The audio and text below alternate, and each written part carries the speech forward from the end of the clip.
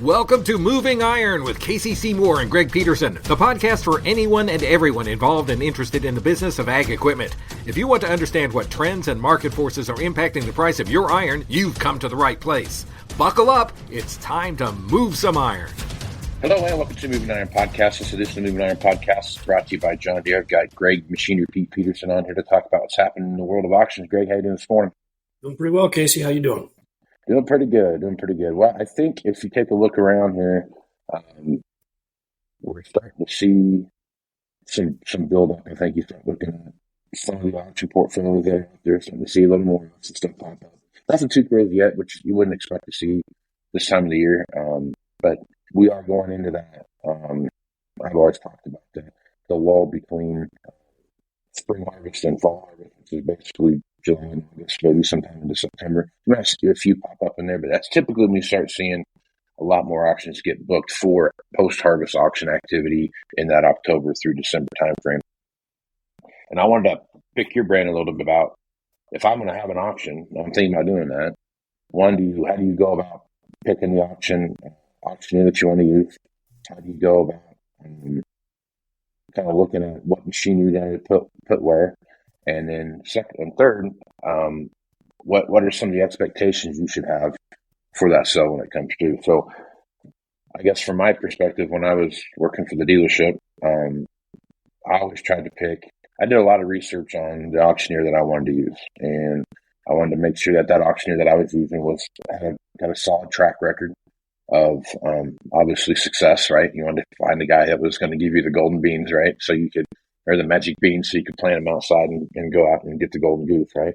But I think what I always tried to look for was how often did I see marketing pieces from that particular auctioneer company, and what was their track record as overall success of sale? Like, I know when I look at a consignment sale, did I see a pretty steady? Were they typically higher than everybody else? What was that? What was the reason for that job for that?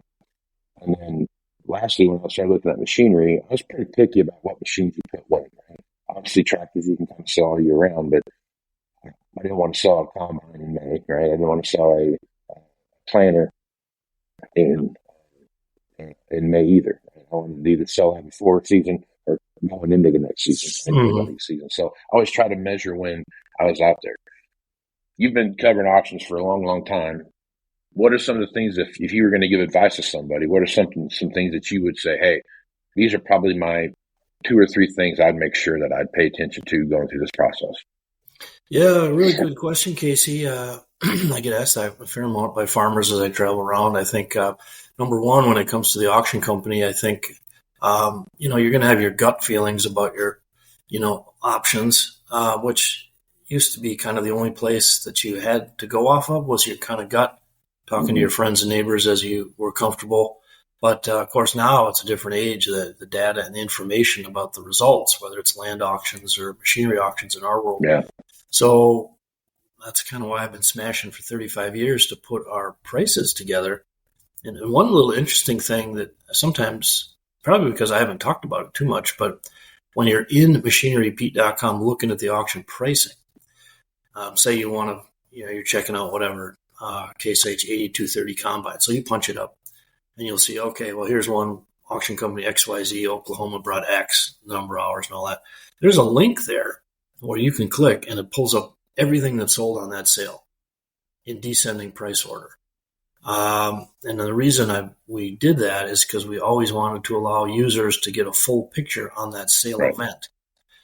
Obviously, yes, what did the 8230 bring, but then how'd the head sell? How'd the truck sell? So that's is it an anomaly or not? Right? Yeah, right. There's always every auction has a few things that sell high and a few that sell low. So I think as much context as you can get about the results is important, and then just your own feel as a farmer, based on visibility of auction companies, as whether you like social media or not. You got to be where the eyeballs are. So how do auction companies do social media or don't do social media? That's become huge. And I've seen, I think when you have an auction, these days you have to be a little bit willing to kind of step back and maybe get out of your comfort zone a little bit. As folks in ag they're just not soapbox people. They don't like saying, look how good my stuff is. It makes their skin crawl. But there's ways to get around that by just straight, honest, short, like, hey, I'm John Smith. I have a sale 3 weeks from Friday. Or even another big thing now, Casey, is getting the promotion out early. It doesn't have to be just the 2 weeks before the auction. I mean, work with your auction company. So if you're planning that sale, like you talked about, coming in early November, get a couple things out. Yeah. If you got a lead tractor that's got 1,200 hours on it, I mean, hey, or your planner. Let's get a little video clip of your planner. So those things are different. Those weren't available before. And I think auction companies have all lifted their games.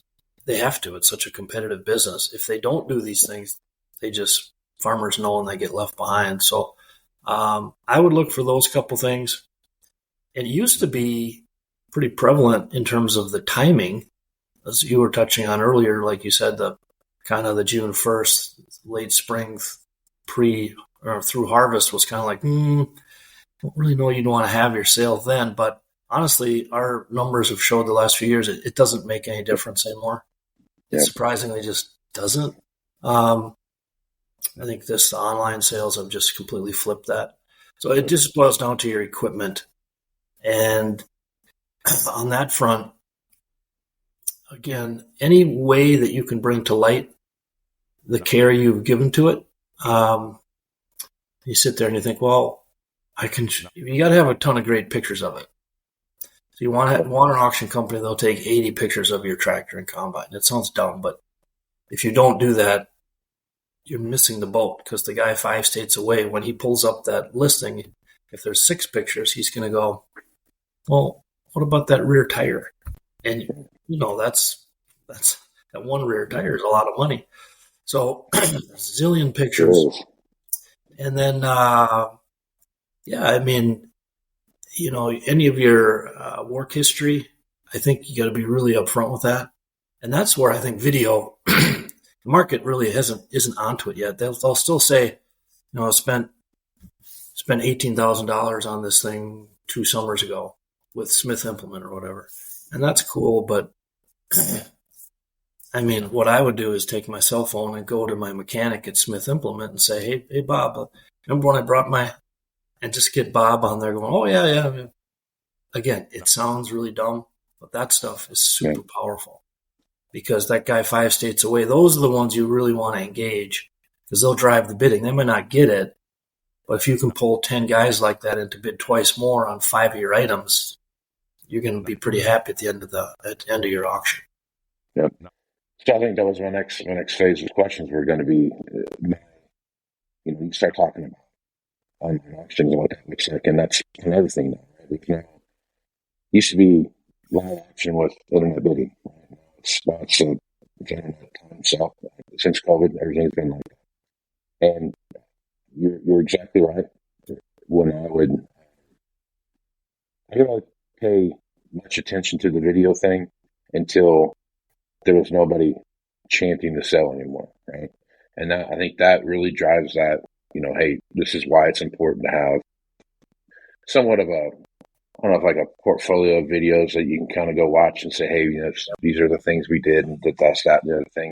And it's one thing, like you said, for you to say that, right? But it's another thing to have your mechanic down at the local dealership or whatever come talk about whatever, or the sales guy that says, hey, when these things come in on trade, I've typically sold them in this amount of time because they have a good reputation in the area, and blah, blah, blah. Those kind of things really make a big difference when you start looking at how you're going to get those people. Because, like you said, if you're someone 5 states away, you don't know me from Adam, right? So you have no idea what I'm doing. You have any idea what the level of carrying those kind of things I've taken into, what my service history looks like, those kind of things.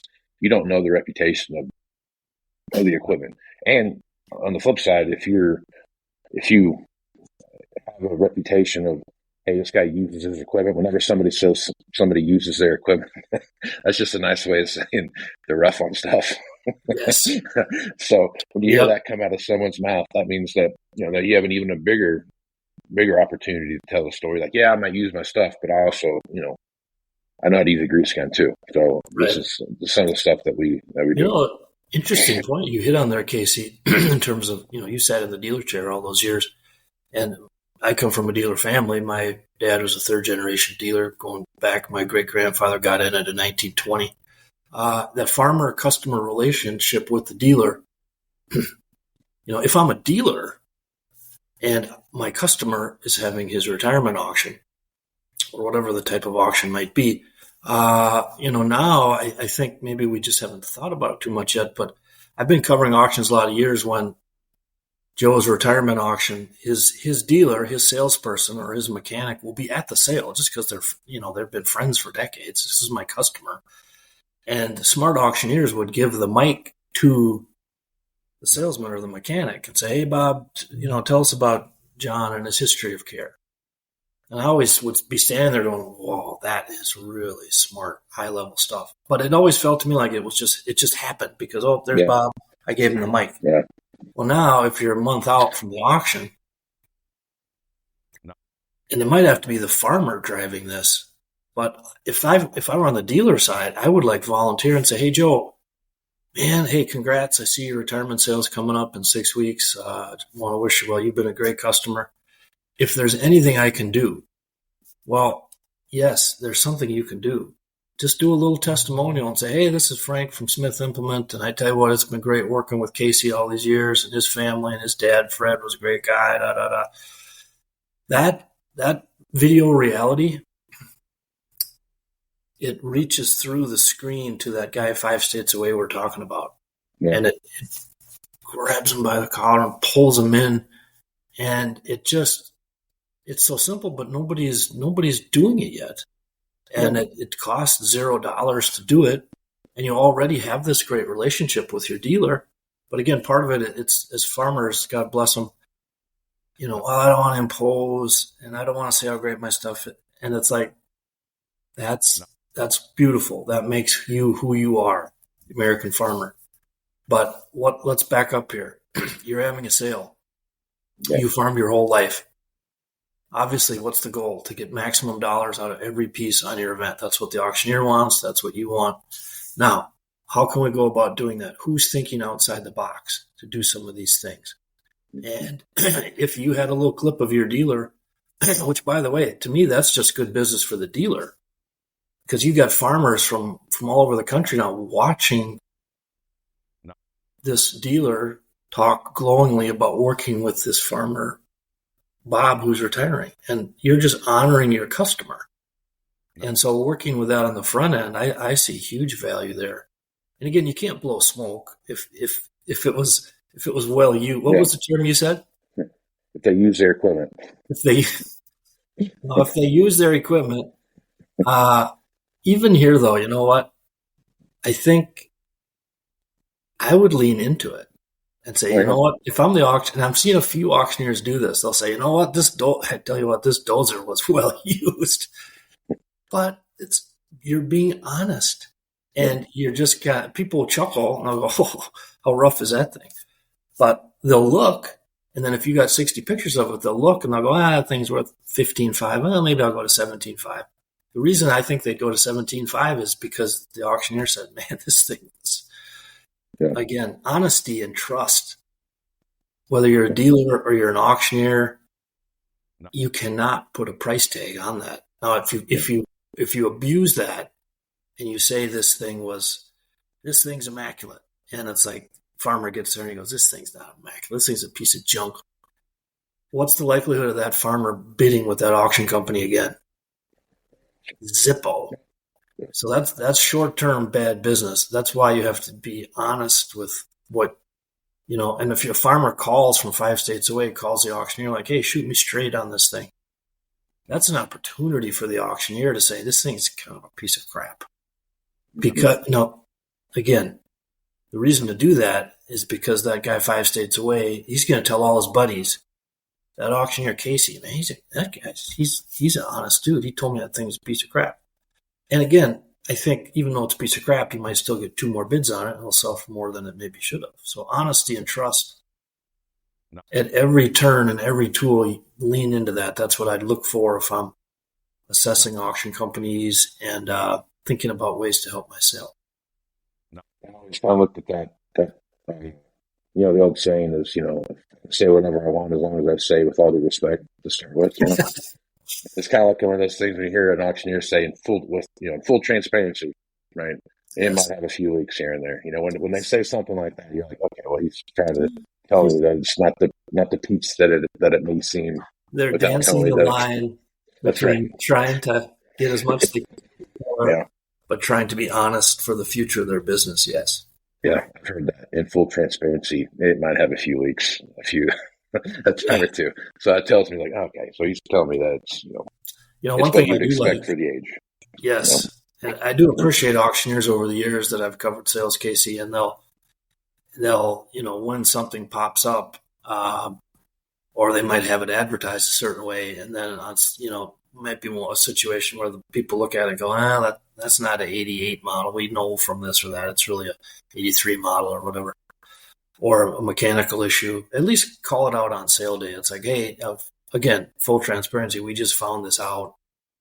Say it before you sell it, because I just think, again, if you step back, if you're the auctioneer and you sell it that way, and people talk. We're humans. We talk.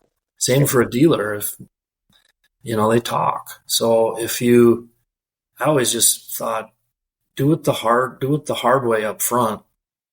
If it's, this thing's got issues. We all got issues. That's it. It's life, Yeah. But, again, just being proactive. Now on the topic of shiny equipment, I have a good example here of auctioneer being very proactive. So we're recording this. It's May 27th. So this sale is about 3.5 weeks out. It's June 21st. It's in Lime Springs, Iowa.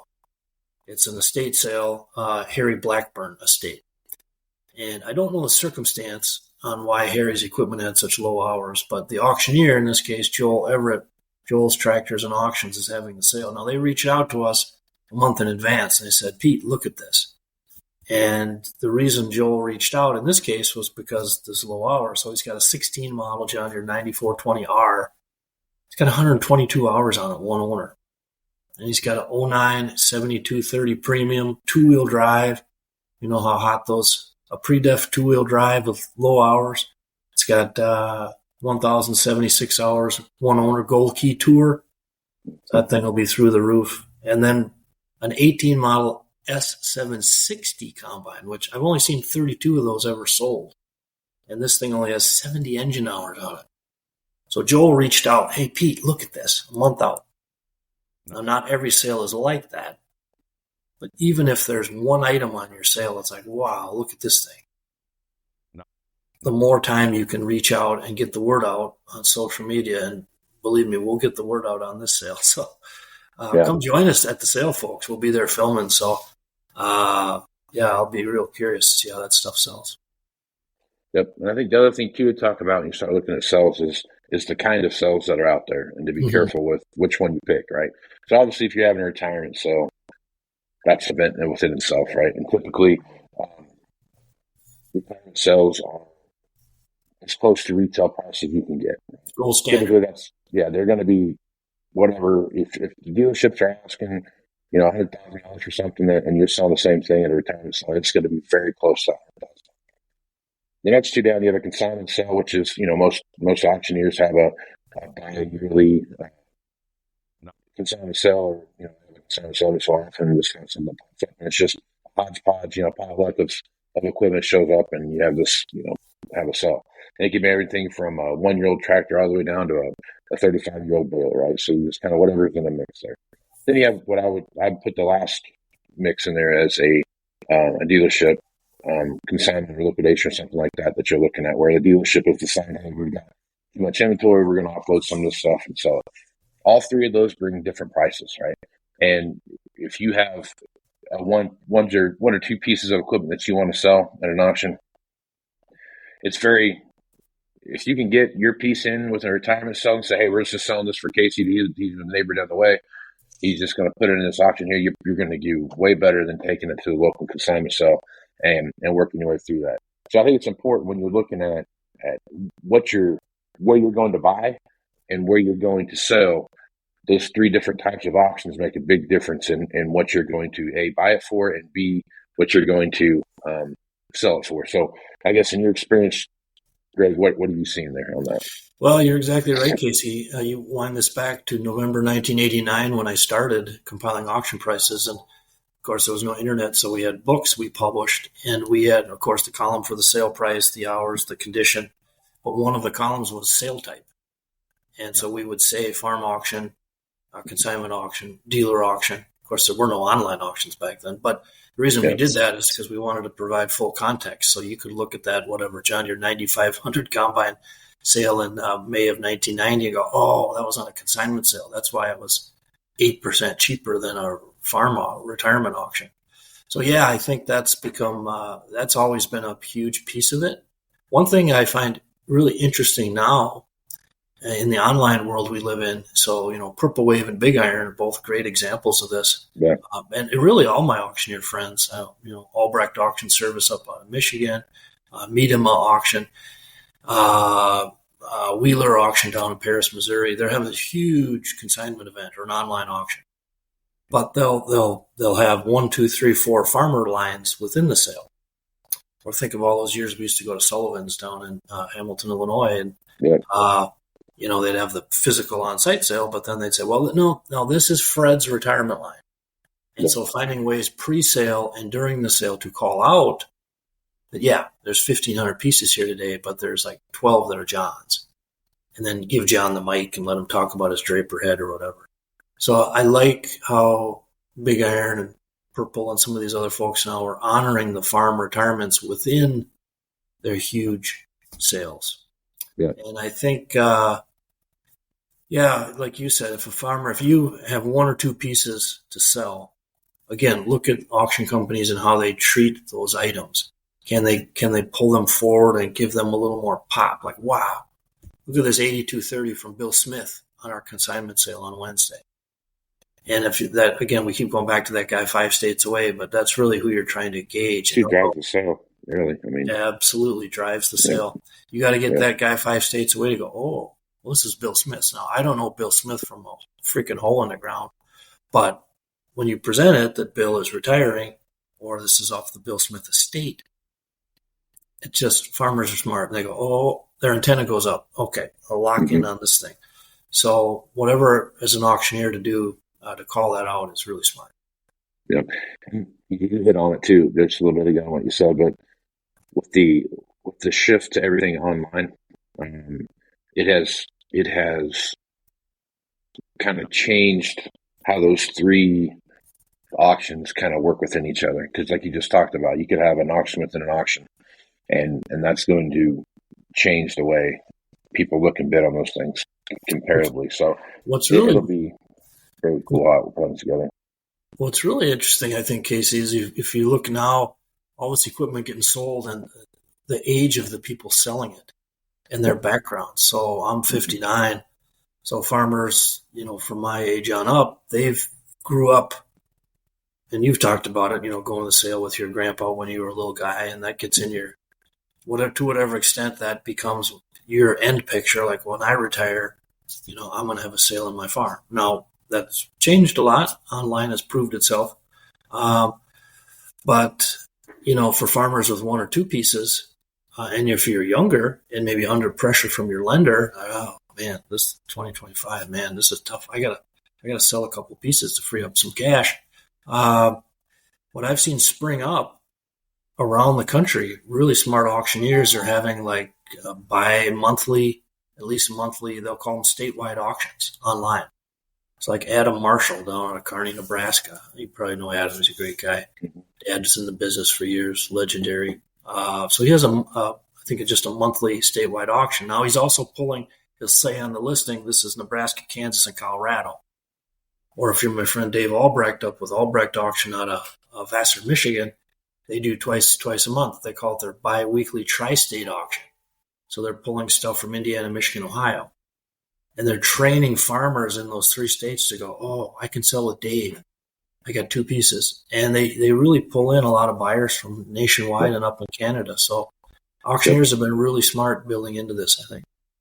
Yeah, it's the online auction side of it's given a lot more versatility to the auction. Yes. You don't have to take it anywhere. You can leave it right on your yard. Somebody comes to your house, picks it up, those kind of things. So everything it works out. It works out. I think it's working out better than what people anticipate.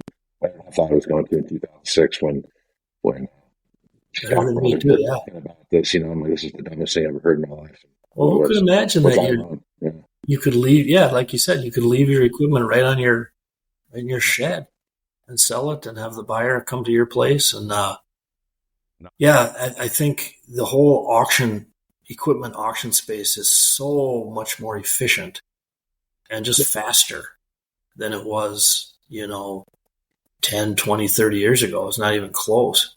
So we talk a lot about how that affects the whole overall environment if you're a dealer dealing with excess inventory and stuff. But the fact that this whole thing is so much more efficient, it's just faster. I've written about it, but to me, it feels like the farm equipment space is catching up to the used automobile space, where the velocity of the inventory would just, they take it to auction, move it, bang, gone. And so it's been fascinating to watch. All right, great, probably a good place to start. Folks want to reach out to you, get you to come speak. Easiest way just to go to machinerypete.com.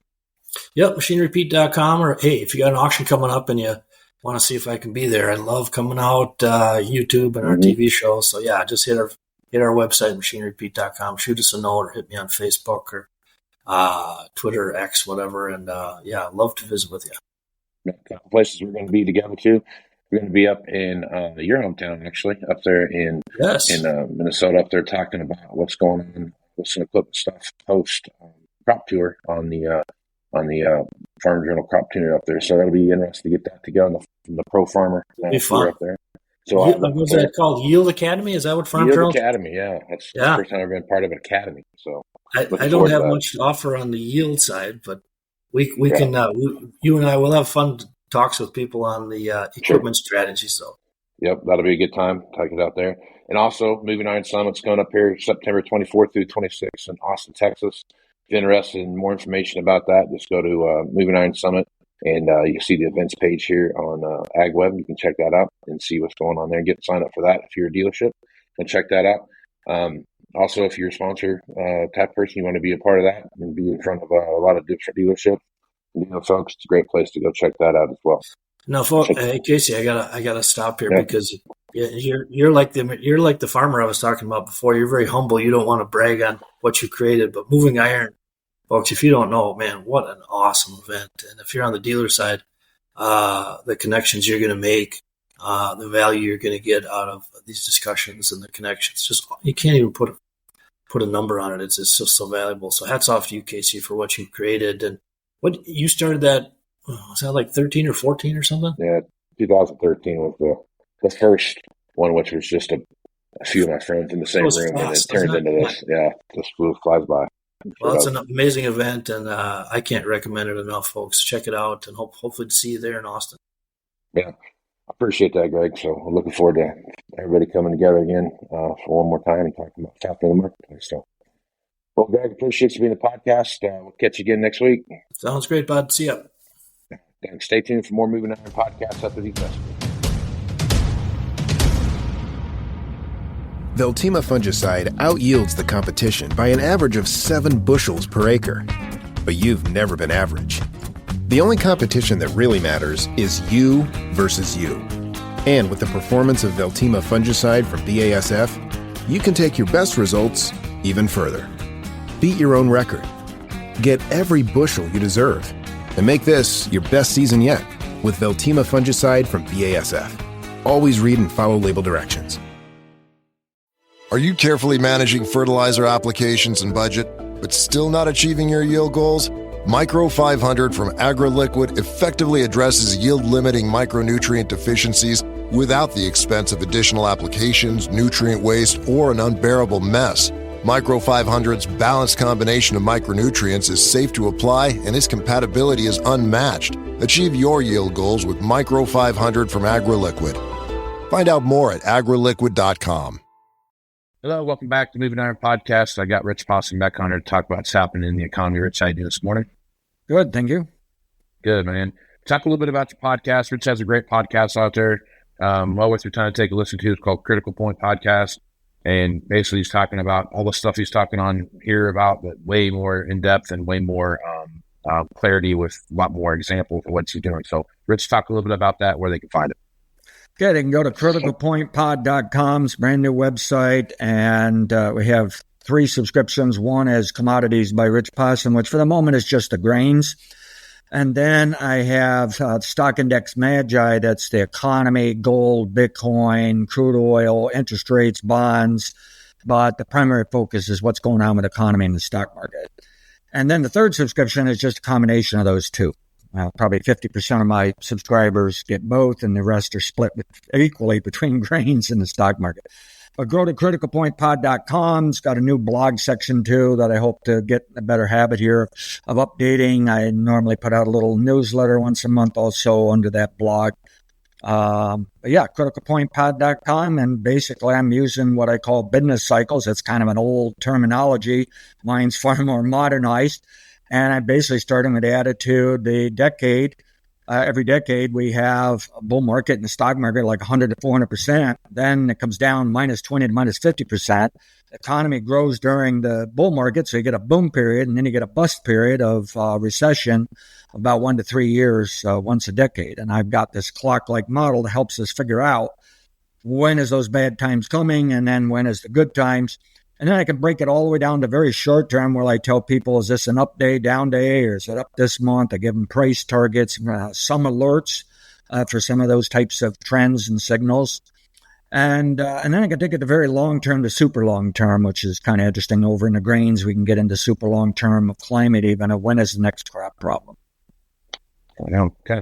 Well worth your time to check it out. There's also, he has a free version he puts out on wherever you can find podcasts. So still on Apple Podcasts, but just quick hitters, 5 to 7, maybe 8 minutes long, kind of give you an idea what's out there, and then you can kind of look at the subscription base from there. But, well, Rich got tons of good information out there that, quite frankly, I don't find anywhere else other than there. So, well, it's time to check it out. All right, Rich, let's jump in and talk about what's going on in the economy overall. You had the Consumer Index report this week, I think today, probably, right?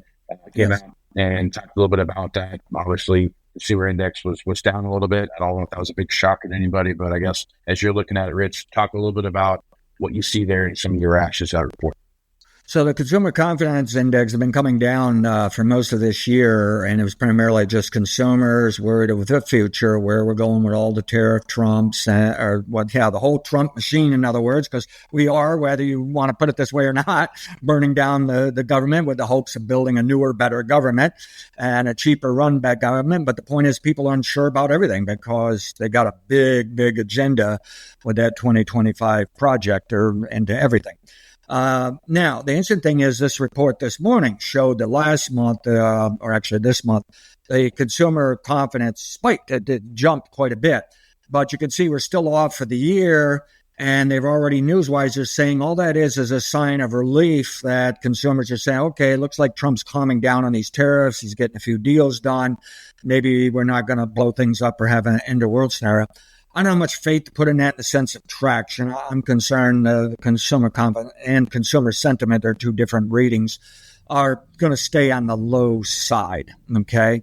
And something that just dawned on me on the consumer sentiment, I did a study of looking at all the different presidents and the economic platforms and the policies going back decades. And what I found is that, and compared this to the rich, so we get this inequality, the rich versus middle class and poor, what I found was the consumer was really on board with President Reagan from the 80s all the way to 1999.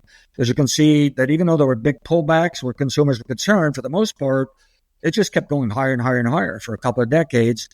But boy, around 1999, it turned, it's gone down ever since. Now, there was a nice jump up for Obama's second term where people were actually happy and feeling like, hey, we've made it.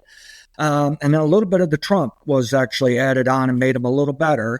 But then it was just right back down again. But overall, it's really just gone down since 2000. So really, it didn't matter whether it was Bush, Trump, Biden, Obama.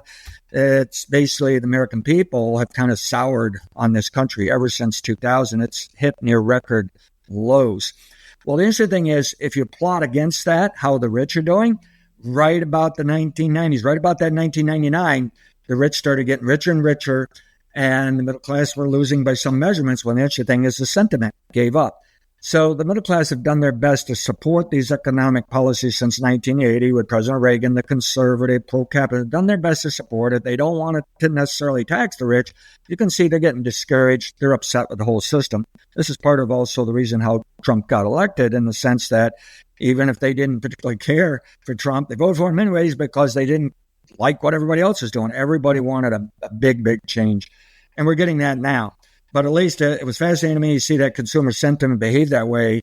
The American people really haven't been happy when we've actually had really good economies and done this ever since 2000.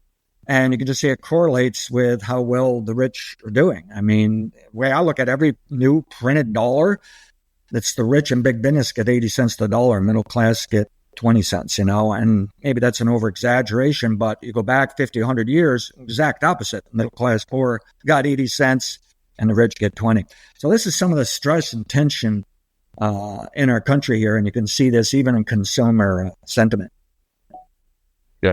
Okay, so you talked a little bit about consumer sentiment, and you also talked about consumer loans and those kind of things. You talked a little bit about what you saw happening there.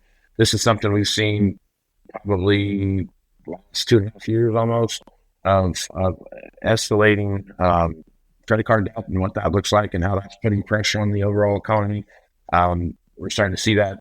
This last report came out, showed that even more consumer debt was being compiled year over year, month over month, all those kind of things. So I guess as you look at that, Rich, that's got to be there's got to be a lot of people looking at that going like, how much more of this is actually there? Do we start seeing some major defaults and those kind of things start trickling their way down?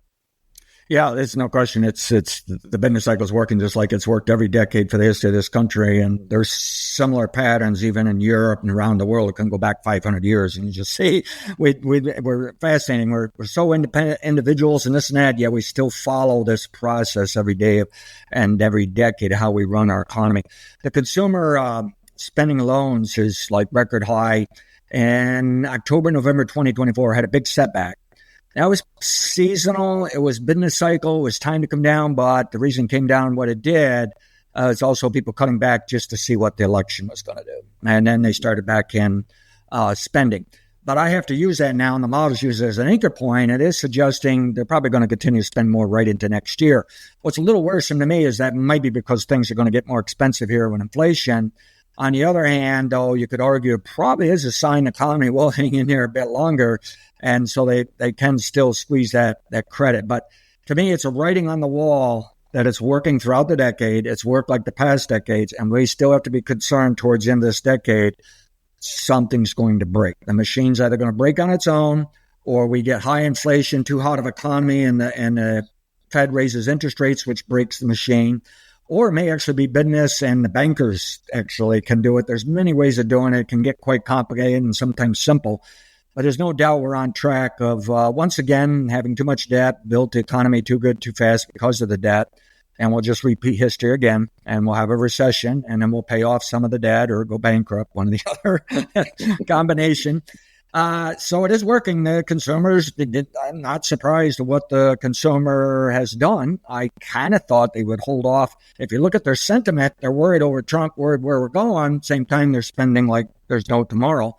But, at the same time, I kind of feel like maybe some of this consumer spending is also telling us a message that maybe they don't have much choice. It's not so much fun money spending debt as much as they're just trying to take care of their lives. Middle class and poor, there's no question about it. You don't have to know much math to figure out most of the money goes to the rich and the big businesses, and it does not circulate like it used to. President Eisenhower, a Republican, loved high tax rates, 70, 90% tax rate, because he said it got these businesses and rich people off their butts to go out and do something, make jobs, do business.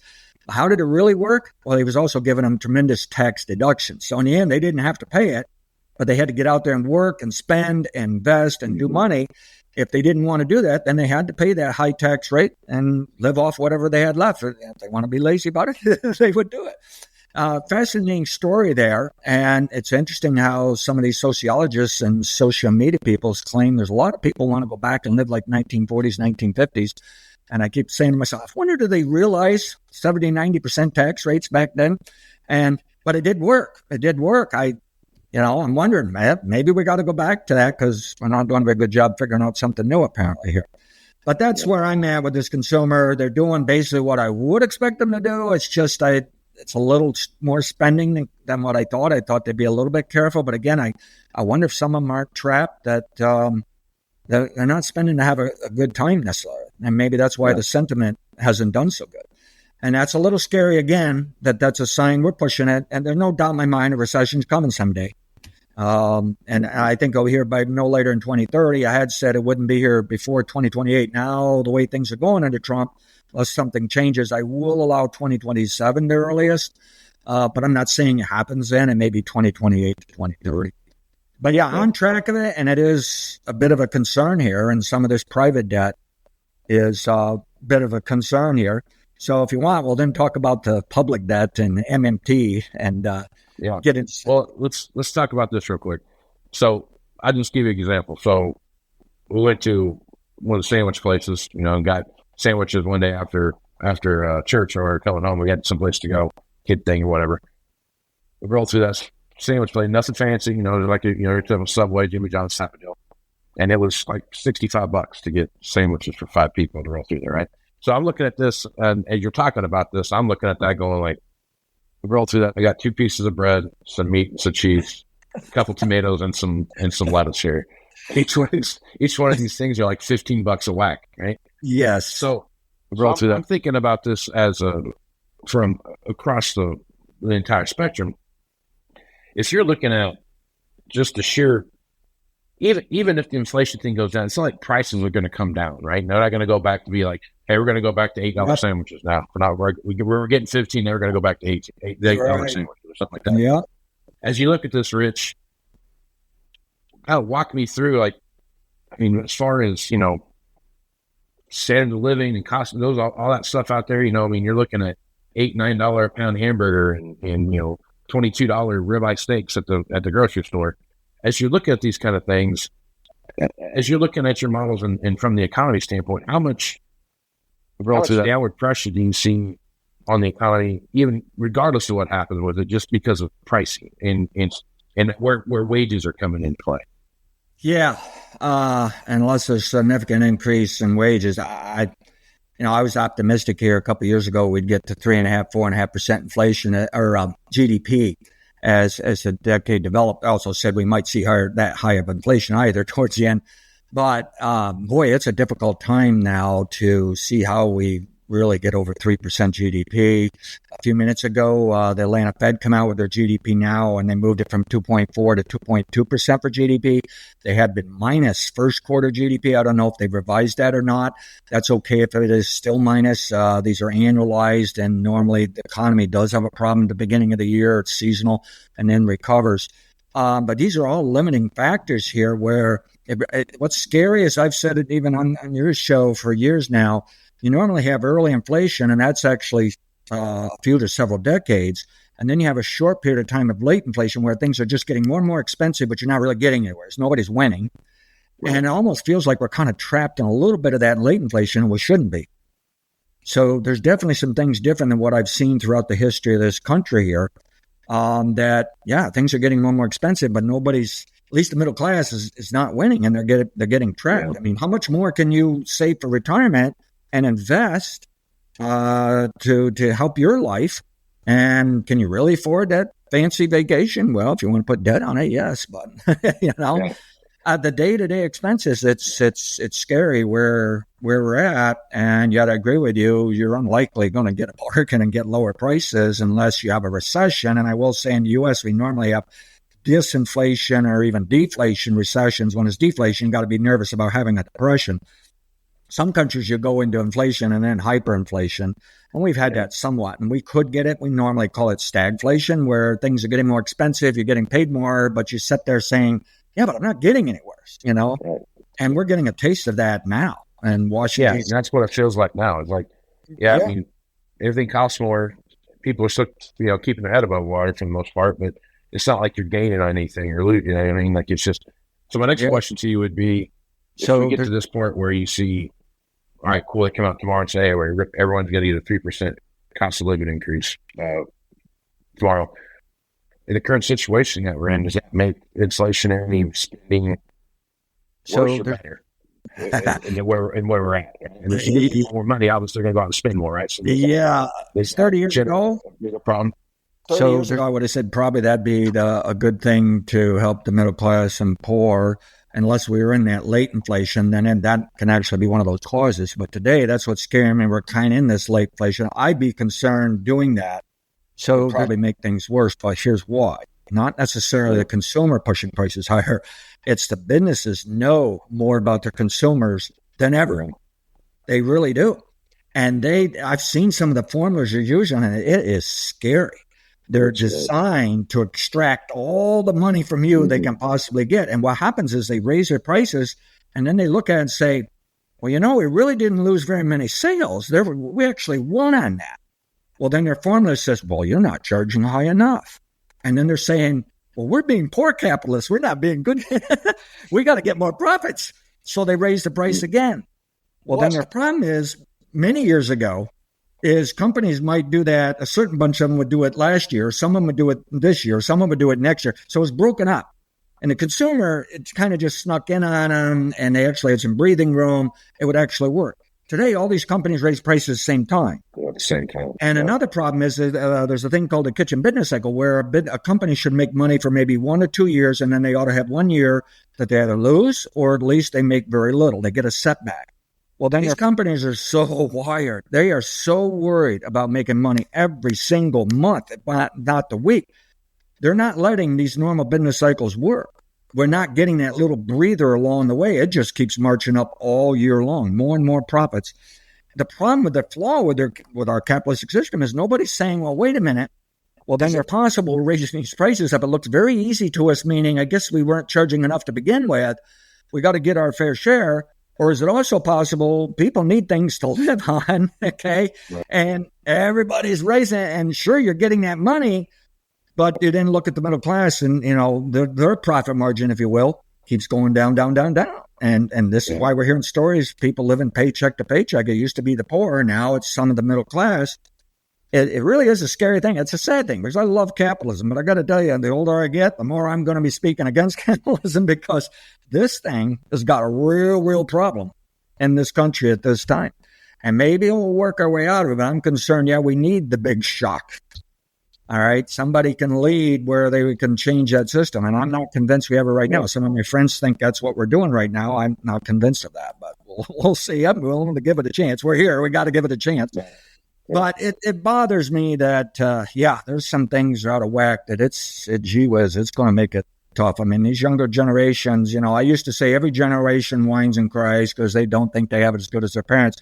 But as they get older, they wind up just as good as their parents. I got to tell you, I feel sorry for some of the younger generations right now, okay? I can see where it's going to be difficult for you to get caught up. And I think some of this generation work I'm studying of other people here, it sounds like the millennials are going to be the ones that are going to lead here in the next 20 or 30 years. They would anyways just because of their age, but it sounds like they could be what's called the heroes where they're going to make a difference. And the Gen Z is going to be right behind them. Those of you who are at the Gen Xers, they've been well known as pragmatic people, and that's nice, but I got a feeling it also means a little bit of stubbornness. And I got a feeling they might not help out as well as the millennials and the Gen Zers. And we kind of need them on board.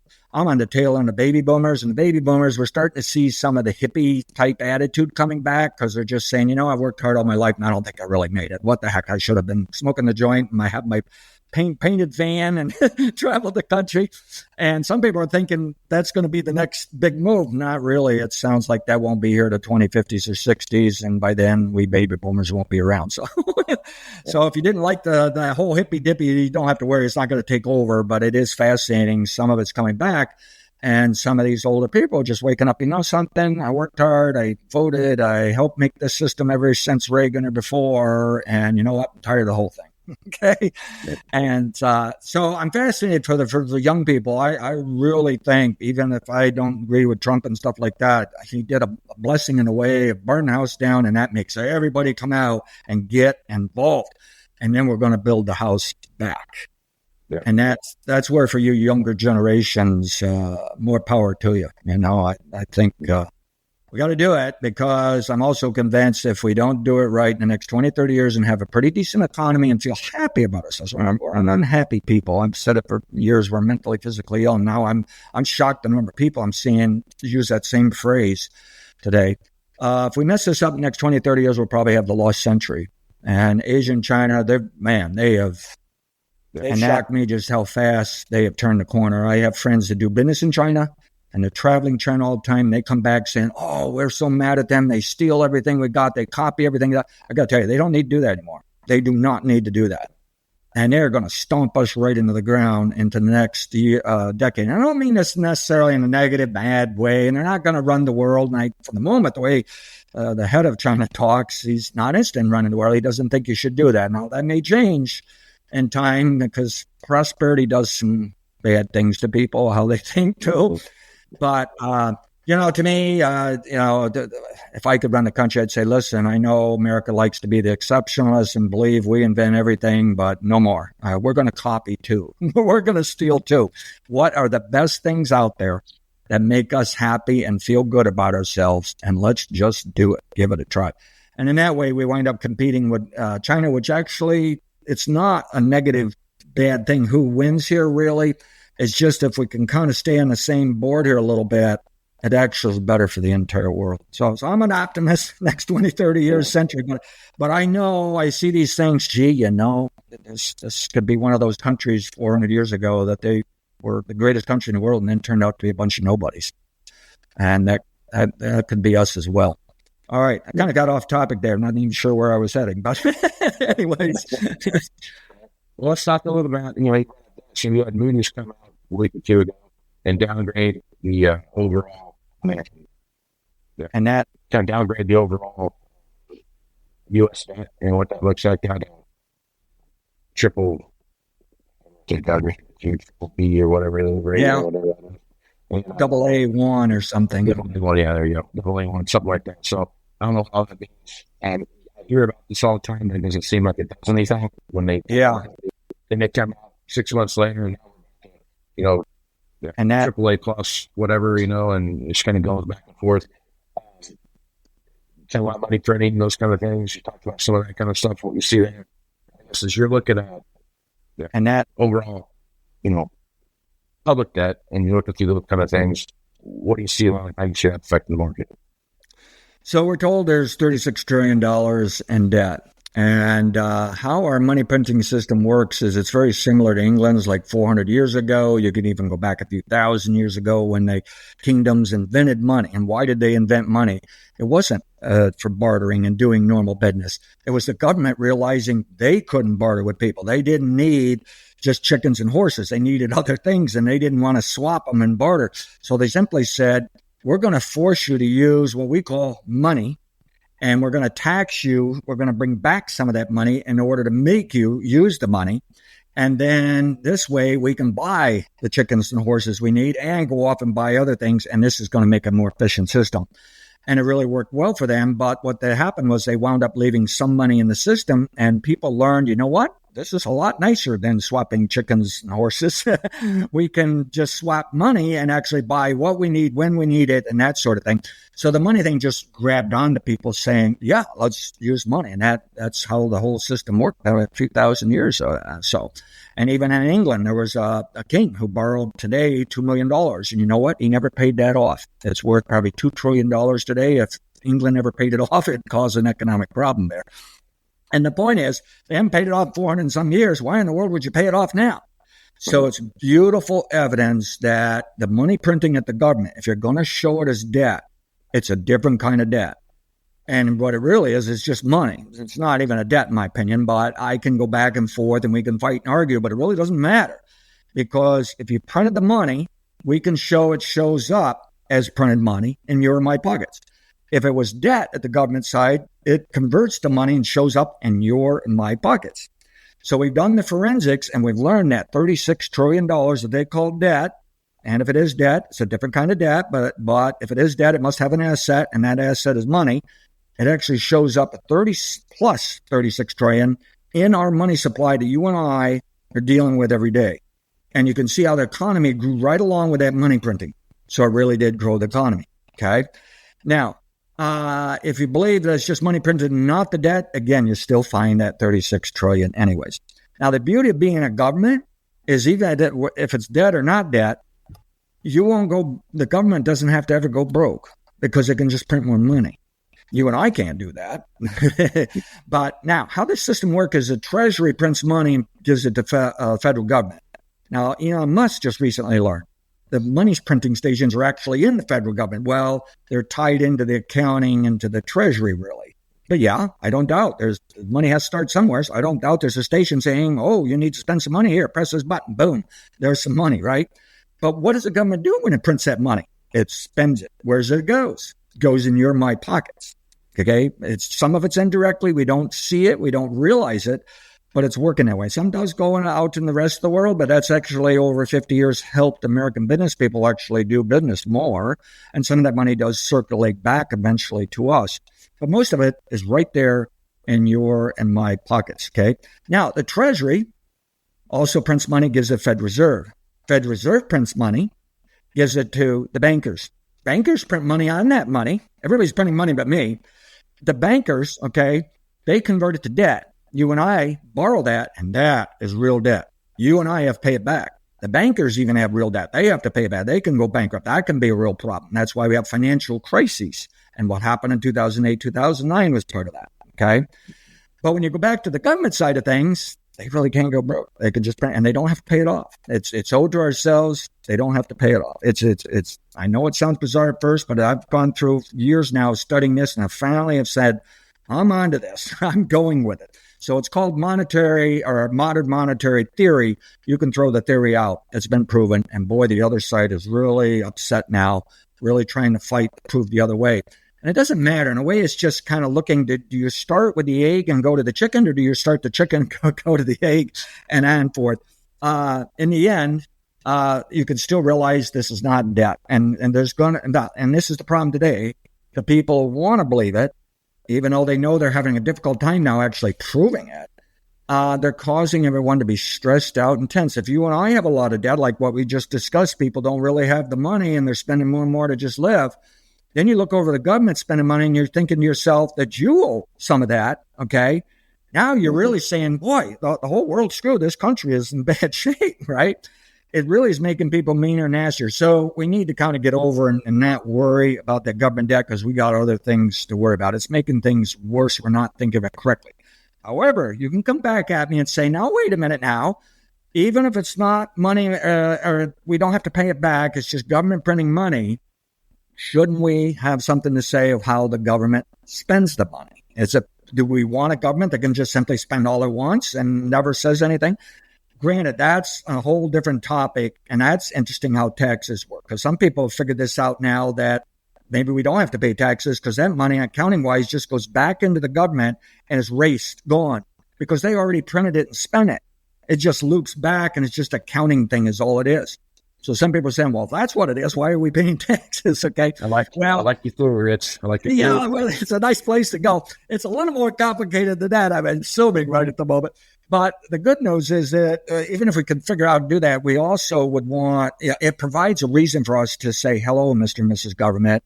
What are you doing? Because after all, even if you can prove this is not hurting us, the point is it's still our money, and it's government money, but we own the government. So it's our money. Can't we say what to spend on? And that's a different topic. And yes, we need to be able to assess what do we spend the money on? And the biggest question we can start asking is not only of government, but also business, because business is now, in my opinion, just as bad as government. You have to ask, what value are you creating for the American people for spending that money? And we even need to ask that of businesses, even though they're even creating more stuff than government. And you can argue it's in line with their customers somewhat. But we need to ask this of everything in this country. What value does this create for us? And if we can kind of go that direction, we'll probably figure this government out and get it run more cost efficiently and effectively. But all I'm saying is on the MMT today side, you can just see some people really get nervous over this. It really bothers them when they should worry about the rest of the things in their life, So we just have to be careful where that debt is coming. It's a sad accounting feature that shows minus 36 trillion. Oh, that's a debt. But you just got to realize that nobody's showing you the other side of the balance sheet. There's a plus 36 trillion, and you and I have it. Okay. May not always feel that way. My brother said, well, where's my share of that 36? But it's buried in there because there's a lot more than 36 trillion floating. So that's how I look at things, and hopefully we're going to do that a little smarter and better. And it is interesting, both sides, Republicans, Democrats, liberals, conservatives, you could tell they're warming up to this. They don't know how to talk about it. The difference, as one famous MMT over in England said, he says, it's kind of like a lens looking through something, and one person can see it a little bit different than the other, but you're really looking at the same system. And I think what he was getting at is, the Republicans today would say, okay, we printed this money and we want it to go to the rich because that's a better way of running it. That the middle class poor don't really know how to run a business, don't know where to spend it. So we're better keeping this business capitalist. We'll flow it through business first and back. Whereas Democrats or liberals or whoever else is on the other side, they'd probably say, no, rather flush that through the government or make some kind of direct payment, get it to the middle class and poor. And today, I must say, look at the inequality. I am concerned. I don't think we ought to be printing more money and giving it to rich. So how do we give it to middle class and poor? Because the way our system's designed, if you hand them a check, the businesses know it, they hike their prices, and then they get the check anyways. So how can we make sure it stays in the middle class and poor? So questions yet to be worked through. Yeah, for sure. Well, that's probably a good place to stop, Rich. Folks want to reach out to you and get more information about your podcast. Tell them where they can find that out real quick.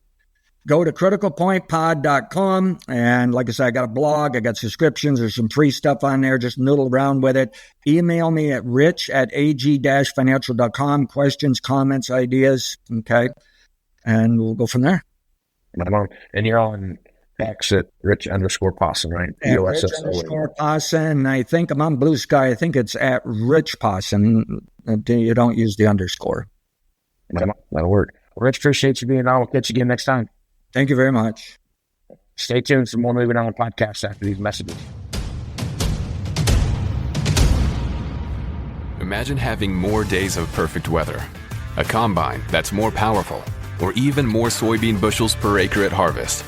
With Revitec fungicide, you don't have to imagine that last one, because it's proven to deliver up to 9.5 more soybean bushels per acre than the competition.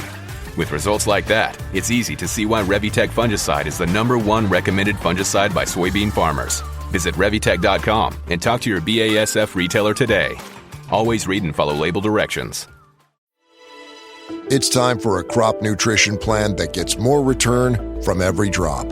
Starting with ProGerminator from AgroLiquid, a complete phosphorus fertilizer product that includes nitrogen, potassium, and iron. More than 30 years of research shows that lower application rates of ProGerminator often outperform other sources of fertilizer. With AgroLiquid's ProGerminator, you can apply less and expect more. Find out more at agroliquid.com. All right, welcome back to Moving Iron Podcast. I got Ryan Steen here from John Deere to talk about Operations Center and all the cool things that are going on with that. Ryan, how you doing today? Casey, I'm doing great. How about yourself? Doing good, man. Doing real good. Let's talk a little bit about you first. Introduce yourself and how long you've been with John Deere.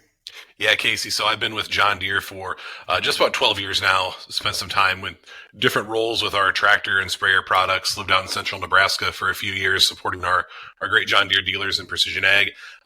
And currently I work in our go-to-market space for the Operations Center. So spent a lot of time with Operations Center, JD Link, and really trying to help farmers out there, ag service providers, get the most out of the data that's available to them through that Operations Center tool.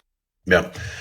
Okay, so let's start a little bit of a history lesson here on data management, what that looks like. So basically we started out with what John Deere Office was first, and then you went to Apex, and then now here we are at the Operations Center. So I guess talk a little bit about the evolution of those products.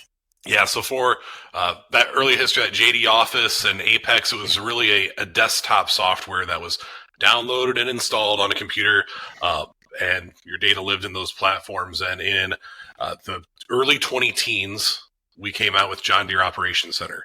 So John Deere Operations Center exists as a web-based platform. The data is accessible from any device with an internet connection. So you can get on your laptop, log on to your Operations Center account, get access to your data, download Operations Center Mobile on your cell phone. You can get all that data in a mobile app. So it's really opening up to see your data in real time. And then it also expands out to viewing your equipment and how it functions in real time. So if, all the equipment that we've sold for the last decade plus has come with call it JD Link enabled. So that's it's basically a cell phone that's on the tractor, combine, sprayer, connects to the cloud system, and that allows the data to flow in, but also allows the real-time location to be available. Mm-hmm. Same thing can be put on your tender trucks and grain trucks. So now Operations Center is evolved into this kind of powerhouse logistics app. So you can see your equipment move throughout the year. You get the data to come in real time on your cell phone whenever you need it. That's been a great evolution of the tool. Probably another one, Casey, that's been really helpful for farmers as this tool's evolved to web-based is getting information into hands of people who you farm with. So that might be your agronomist, it might be an ag service provider, but that ability to transfer data back and forth, get access to look at data that can help someone give you advice has been great for our farmers, and making sure they're in that control of who gets to see their data and who gets to help them farm has been really important. Yeah. Op Center it's a really cool tool, like you just talked about. I've seen everything from, the logistics side of it during harvest and during planting season, some of those kind of things, getting, in larger operations, watching, assets move from one field to the other and trying to, conquer and divide here a little bit when the weather's coming in and those kind of things and watching how those assets move around. It makes a big difference in the operation as to how, one, efficient you are, and two, where do you really need your assets at to make things work? Totally. And we know a lot of farmers have seasonal help that comes in, and every farm, if you go to their operations center, probably has a North 80 or the South 40, and nobody knows what that farm means except for the folks who are farming in there. So to be able to pull it up on an app, see where the equipment's at, maybe even get driving directions to that equipment, it just streamlines communication and helps people kind of get the things done when we really need to be working hard during those busy seasons like harvest, spraying, and planting. Yep. And that's the one thing, too, about the field labeling and how important that is inside Ops Center, because all that information is now tied directly back to that circle or to that field or to whatever it is that you're doing. And that information comes across. And I think, it's, again, going back, you look at some bigger operations, those kind of things, and small operations where they might have 3 or 4 or 5 circles or 3 or 4 or 5 fields they're working. Everybody knows what those are, right? And they all have some kind of unique name. It's not just 1, 2, 3, 4. There's always something, in there that's uniquely about that. But that information gets tied back to that field. Absolutely. Yep. All right. So let's talk a little bit let's walk through the processes, right? So you have 4 different passes a year that you're going to make on in any given farming operation. You're going to have a tillage pass, a seed bed prep type of thing. You're going to have a planting pass, application pass, and then you're going to have a harvest pass and maybe another tillage pass in the fall. But as you're looking through those things, walk me through how I'm getting that information in there to get me ready for, the ultimate outcome of did my yield increase or decrease or what happened during my farming year. Yeah. So when we think about those passes and walking through the year, it's important to have that holistic data set because, we get to the end of the year, we all think about my yield. My yield's my scorecard. You kind of jump to that as the end game, but without knowing the history of what happened in each of those previous passes, it can get kind of hard to know, why did I get the outcome I got? Did I want to experiment with a different seed variety, a different tillage pass? Maybe I tried another herbicide mix or an additional pass at some point, or tried fungicide on a certain field or a certain subset of a field. So getting those documented and telling that story becomes really important to knowing the outcome in harvest. So when we talk to farmers and you want to get into data, I think the first spot is setting up I'd encourage you to go out to operationscenter.deere.com, it's a completely free tool to use. I think that's an important thing from a data side. There's not a cost associated to it. So when you're setting up your equipment, making sure that documentation is enabled and that you're actually documenting as you're going through the field becomes a important spot, especially in tillage. You'll start with that one, that when that switch is engaged, when you lower that tillage tool into the ground, that we're documenting. And where that becomes important, especially if you're documenting your tillage depth, we can start to see, did we break up hard pan where we wanted to? Did we drive? Maybe you had some of those spots on the headlands where the semis always park at. Are we seeing a good return on that tillage pass there? And just starting our foundation with good seed bed prep. What kind of job did we do? And also document what tool it was done with. So if it was maybe it was a deep ripping tool. Maybe it was just field cultivator as we're doing seed bed prep. But you've got that historic record. As we move into the planting portion, this can be an area where we can do it a little more power into the data and analysis side. So in Operations Center, you can go into the setup portion and into products. And this allows you to add all of your seed varieties and actually get them labeled ahead of time. So that way, again, that's a big decision point when it comes to yield, and a big purchase decision point at harvest is, what do I want to do this next year? How did my varieties perform? This actually allows us to know where I put a variety at. And then when we get to harvest, we'll talk about analyzing yield by variety. But then putting those varieties in, we try to make this as easy as possible. Because I know the first time, if you're listening to this and you're thinking about data for the first time, it can seem overwhelming. Yeah. But if we go into setup, we add those products in, we can actually build out a work plan. And a work plan allows you to, hey, I want to put this field, I want to put these seed varieties, I want to have these auto track lines, send it. And that's automatically going to populate on the tractor when you get into the field. It's going to preload your boundary, preload your guidance lines. It's going to give you the right products, your seeds to choose from.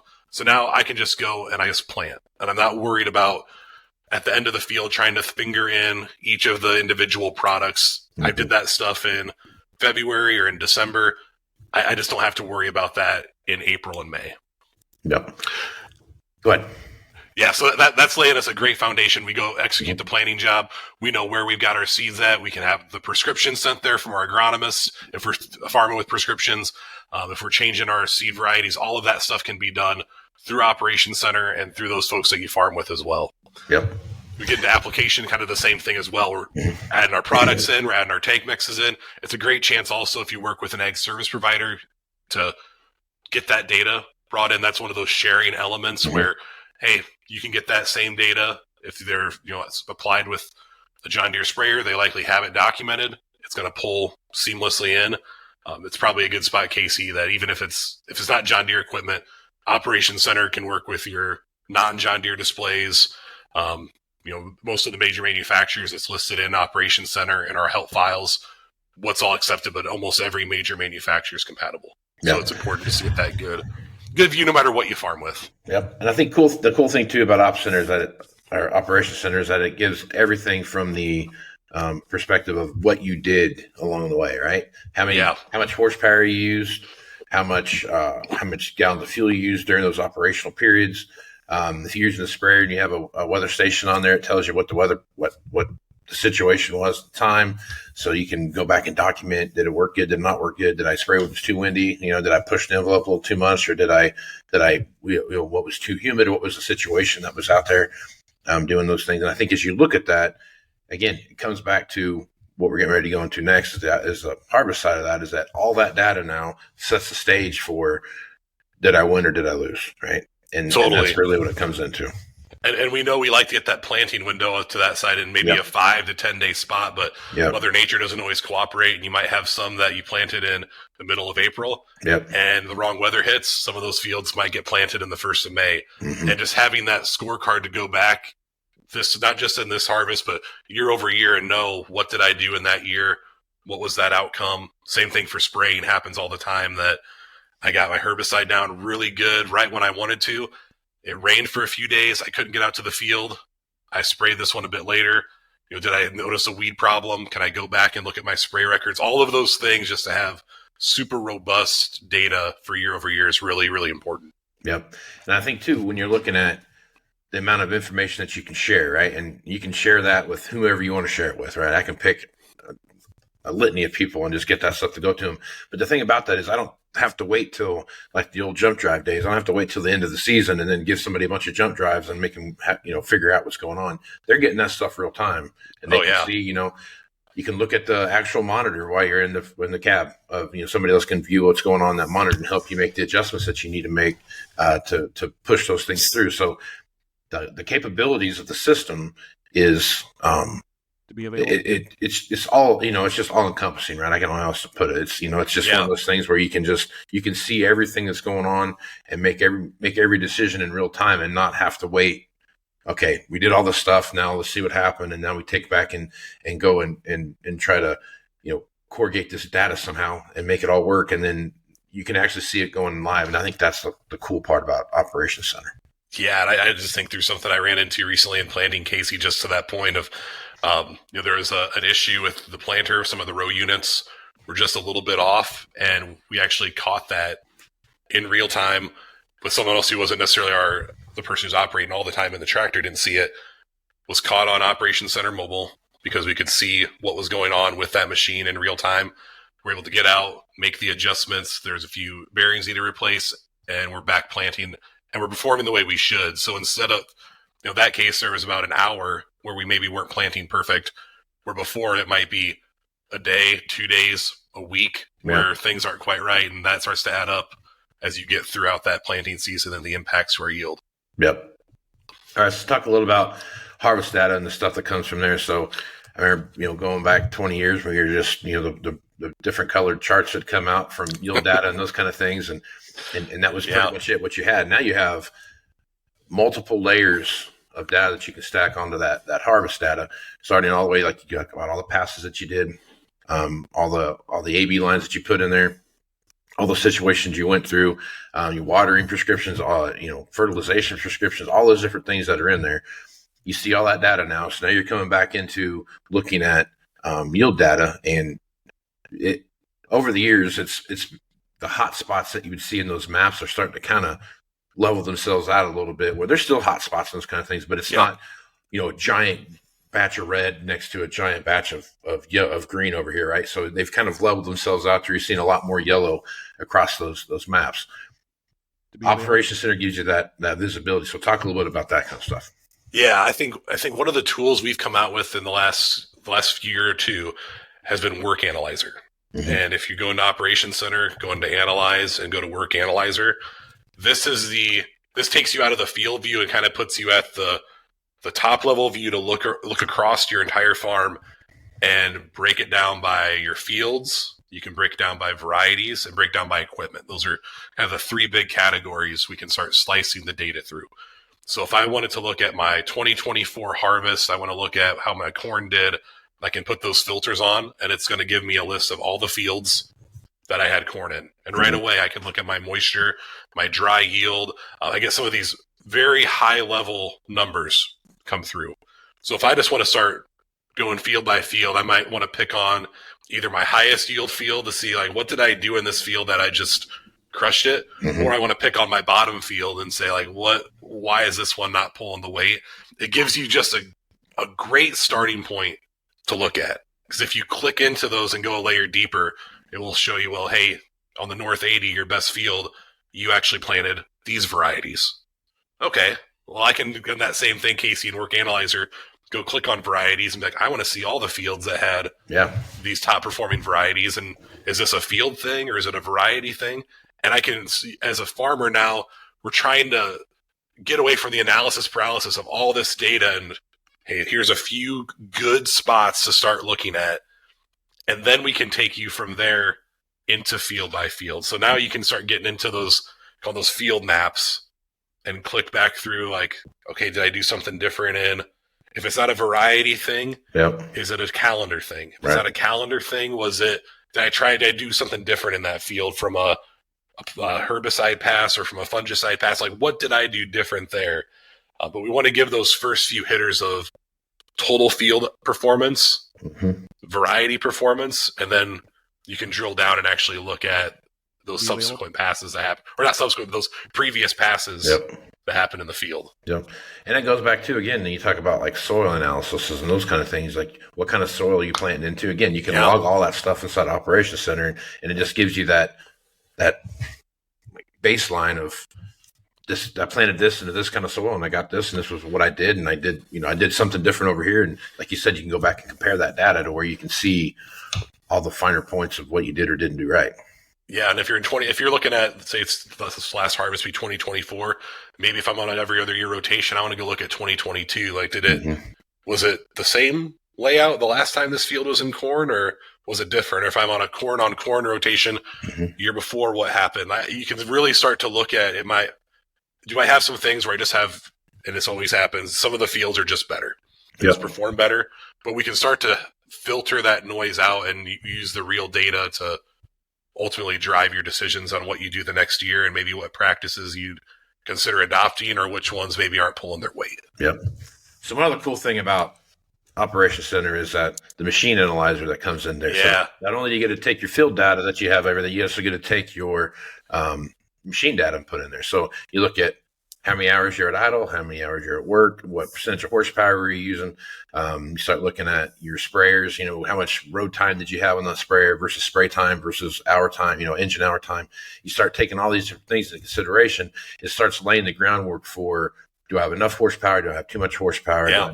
Do I need an extra sprayer, an extra combine? You start looking at all these different, indicators out there that show what's going on. I guess talk a little bit about that and how you see people using that. Yeah, so I think the things we talked through at this point, Casey, we're thinking about return on investment and a lot of agronomic conversations. Just great way to get your data in. We were looking at machine performance, but it's kind of that return on investment from your agronomic practices. The same thing holds true on equipment. We want to make sure that the investment that our customers make, especially in John Deere equipment, is paying them a dividend, that they're seeing that, hey, I'm getting what I paid for when I bought John Deere equipment. Something we've recently brought into Operations Center is the ability to make sure you're maintaining your historic view on all your equipment. So if what happens a lot of times is you might get a new combine, but I want to look and see exactly how I performed on the old one. So what we've done is kind of have the ability to stack those right next to each other. So if you had, maybe you run a S780 combine before and I was running an S670 previously, I can stack those up, and am I getting better throughput? Am I covering more acres in a day? And that's in that work analyzer portion, is giving you that real specific, this is what that machine is doing for getting acres covered, getting corn brought through the combine, and the same things that you talk through. We find all the time, we call operational inefficiency.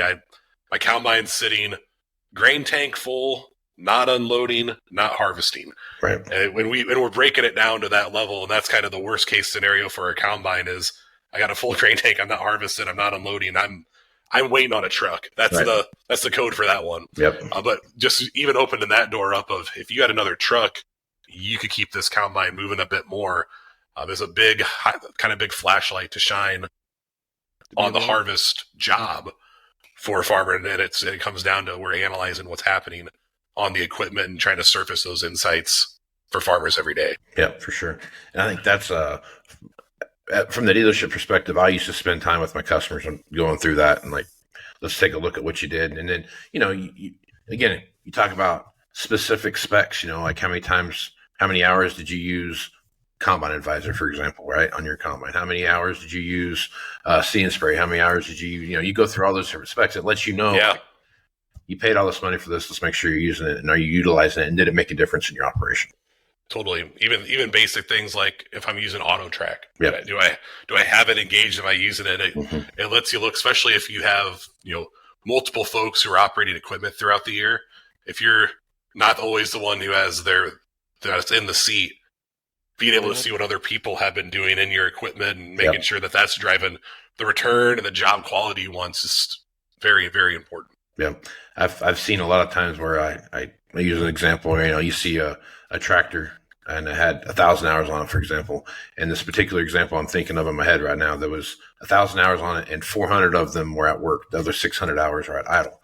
So I asked that question, it could have been a number of things, right? It could have, the PTO was engaged and we were, running an auger or something like that. But this one was just sitting there with no PTO engaged. So I'm like, what was, did you mean for this to happen? And it was basically, it was just idle. They would jump in and out of it all day, and they would go use it, jumping out, and during harvest and during planting season. And next thing you know, you had 600 hours of it that sat there idle. And the bad thing about that is those 600 hours cost the same as the 400 hours that you actually used it. Yeah. And that's the hard part about something like that. So definitely, sure. It's not always even just the fuel consumption side of it at idle. It's that depreciation on equipment and what it's actually cost you for sure. One of the real cool things about Operations Center too is that it does have a mobile function to it. So you can use your cell phone when you're out there, use their app and go through there and get the same functionality that you would see on your desktop. So I guess talk through that a little bit. Yeah, I think Operations Center Mobile, especially in the last few years, there's very few things that you can do on the desktop function or the web-based browser area that you can't just do in Operations Center Mobile, especially when the season gets going. I don't know a lot of farmers who spend a whole lot of time sitting at the computer looking at their farm, but everybody has a phone. Everybody can get it out and take a look at what's going on in the farm and during the season. So everything that we've talked through today is accessible on the mobile app, even down to adding your products, developing a work plan, sending it to equipment. All of that can just happen from Operations Center Mobile. So if there's one thing, if maybe you've used data before, even if you hadn't, Operations Center Mobile is again one of those free things that's incredibly powerful. We talked a little bit about logistics too. So even if you have seasonal help who's coming out to the farm, maybe they're not familiar with your farm operation, where fields are at, this is a tool that if I know what field I want to go to, or even get to the combine, I can go on the phone, touch the combine, hit directions, and it will pop up Apple or Google Map directions to that combine. So regardless of how much experience you have or your help has, or maybe it's somebody else on the farm, maybe you just want to get lunch brought out to you during the middle of the day, it can provide that level of detail, and you can grant access to your farm to folks to be able to get even just that basic location and field type information if that's pivotal to you getting the job done. Yeah, for sure. Well, definitely Operations Center has so many different functionalities and so many different tools that you can put towards the gaining those efficiencies on the farm that everyone's looking for. And it's, again, it's free. So there's no reason not to use it. And, the Operations Center Mobile area we talked through, and one of the things at the front end was putting JD Link connectivity on vehicles that we wouldn't normally think about it. So maybe it's your pickup truck, your grain trunk, a tender vehicle. That's been really powerful on just location information, knowing where things are at. Even there's put alerts on those vehicles. So if you don't want somebody driving 80 miles an hour in your farm pickup truck, you can have an alert program to ping you when that happens. It's a really powerful tool for a farmer to sit back and really have control and view of their entire farm. And everything that's on the farm is represented in Operations Center, and becomes a very powerful tool when that happens. Very much so. All right, Ryan. Well, if folks want to get more information about Operations Center, what's the easiest place to do that at? Yeah, I'd go to, first off, operationcenter.deere.com is the site for it. You can create an account for free. Check it out. There's great help files on that. So if you're navigating through it, just dive into the tool. It's the best way to learn it and get experience. On YouTube, we have on our John Deere YouTube page, there's a full series of videos that walk through the functions of Operations Center and provide fantastic how-to information. So anything that we've talked about today I guarantee you'll find it in that John Deere YouTube portion in the playlist for Operations Center, and can walk through the details and help you get set up and running with Operations Center. And the last thing is probably the most important one, is reach out to your local John Deere dealer. We got great experts at our dealer network that are excited about the tool, are excited to help you engage with it, and get the most out of your John Deere or just all of your equipment and your farm. Right on. Well, Ryan, appreciate you being on the podcast. Hope to talk to you again soon. Yeah, appreciate it, Casey. It's fun. Right on. Stay tuned for more Moving Iron podcast after these messages. Veltima fungicide outyields the competition by an average of 7 bushels per acre. But you've never been average. The only competition that really matters is you versus you. And with the performance of Veltima fungicide from BASF, you can take your best results even further. Beat your own record. Get every bushel you deserve. And make this your best season yet with Veltima fungicide from BASF. Always read and follow label directions. Are you carefully managing fertilizer applications and budget, but still not achieving your yield goals? Micro 500 from AgroLiquid effectively addresses yield-limiting micronutrient deficiencies without the expense of additional applications, nutrient waste, or an unbearable mess. Micro 500's balanced combination of micronutrients is safe to apply and its compatibility is unmatched. Achieve your yield goals with Micro 500 from AgroLiquid. Find out more at agroliquid.com. Hello and welcome back to Moving On Podcast. You got Aaron Finkel back to talk about what's going on in the world of equipment. Aaron, how are you doing this morning? I am terrific, seeing how it has kind of like Seattle around here. Not that I like rain. I'm very solar powered, but I do have a hobby that requires some rain to accomplish the task. So in the world that we live in, nothing will run in 25 after all. Yeah, you need this one rain like this to come through, and you'll make hay. When it rains like 3 inches over a week, that's pretty good. Yeah. Well, a weekend. That's really yeah. I think we're getting close to 4 inches of rain here because it's we've got about what is it, Thursday? I beat the rain home Friday night. Friday night at 6:30 is when that big storm blew through. Yep, and it's rained every day. It's rained all day, every day since then. So, and it rained a little bit Thursday night. Yeah. And a little bit Tuesday night, and it actually rained like a 3/4 inch the week before. So, yep. And here we are on Memorial Day Monday, and it's Monday morning, and it's raining. There we have it. And then it'll shut off, and it'll be the rain that we get for the next. I feel like when the guys that I was at Murdoch the other day, I feel like it's rained more in the last 24 hours than it has in the last 18 months. It has. I think we want to tell it to stop raining because if we got 4 inches, it's damn sure more than we've gotten in a year. Yeah. Maybe not 18, but in a year for sure. Yeah, it's been nice go out here. It's always dry here. I always joke with people like that, but I go when you're telling people that when you live in a place where it's dry, and you're saying like it's pretty dry out here. Right. It's pretty dry.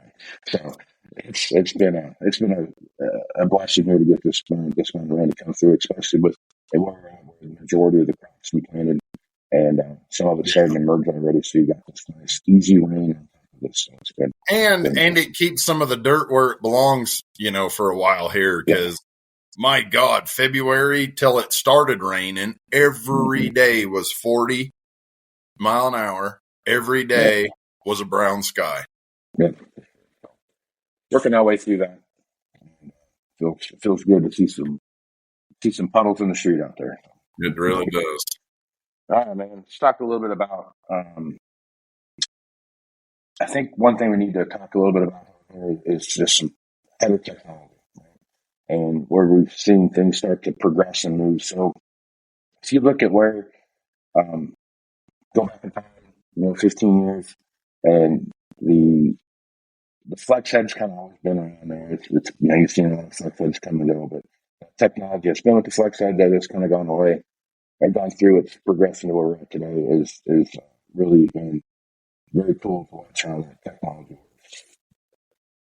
The rigid head, still has a place. There's still plenty of rigid heads out there, but you see a lot more folks that will run a flex head lock and not have a rigid head than you do the other way around. So, you're starting to see some of that take place.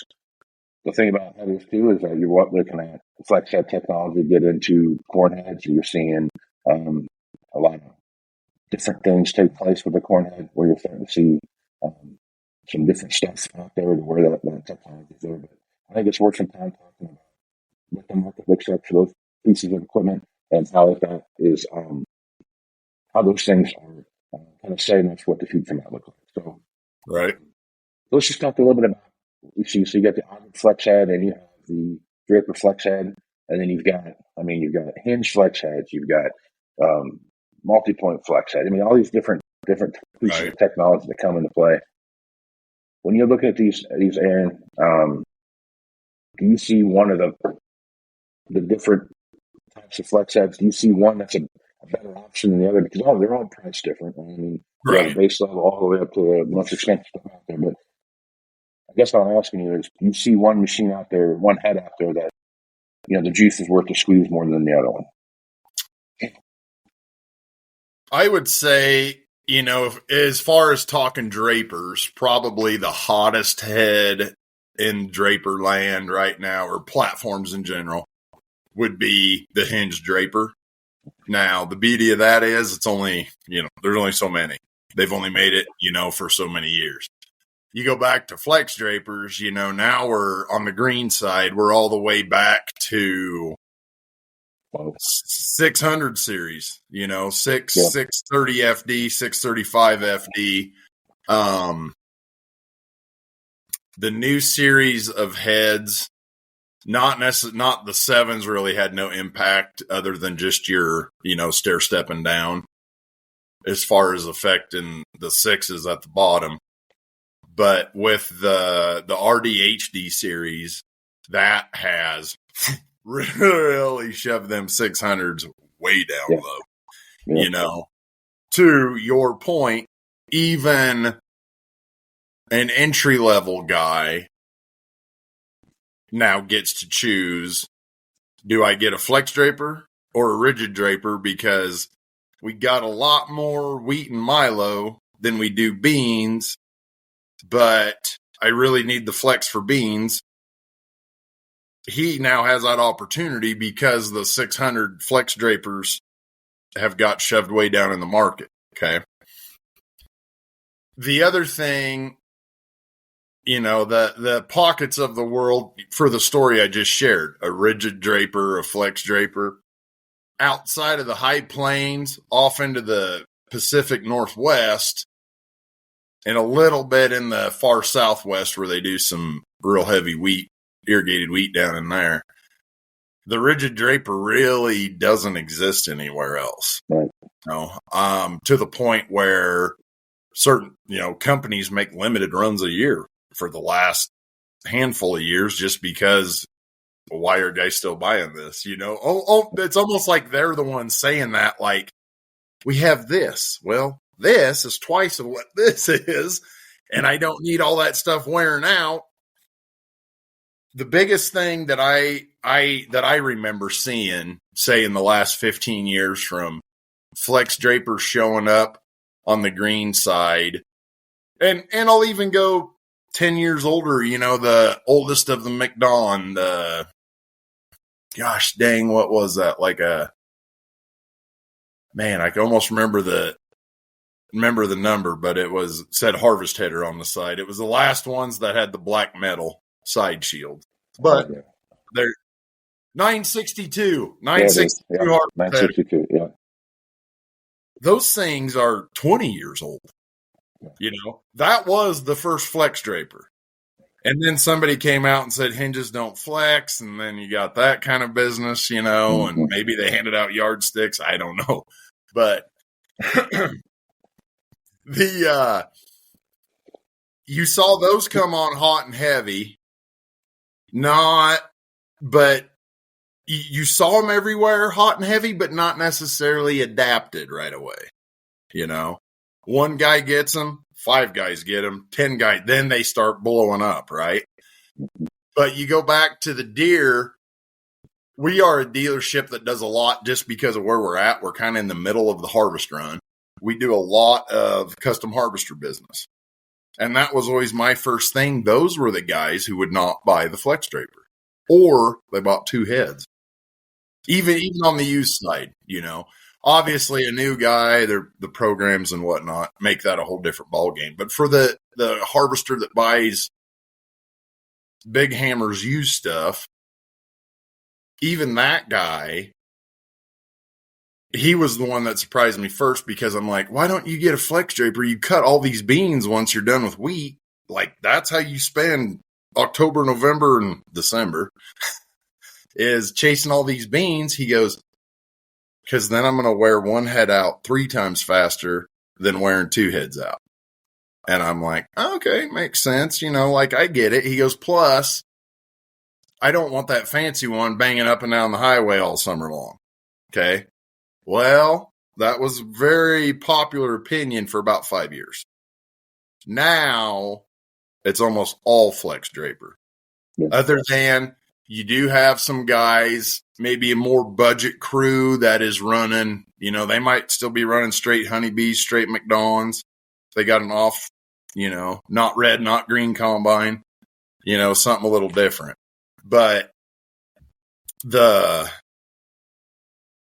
when you saw those guys go to the flex draper, that dramatically changed that rigid draper overnight in the marketplace. And it made it, they're still, at least, in the High Plains here, they're still a very desirable head. They are not, it used to be, no kidding, you get in say during the 700 series, you got in a 640D, just D, you could almost look at your phone and make it ring, yeah. Because the farmers were getting their headers. Yep. The guy that I don't want that $100,000 head, I want 3 $30,000 heads because I want everything specific and dialed in for what I want, and we go grab it and go. And that had a big impact on the market too. And then you fast forward that all to now, and without question, the number one header is that HD.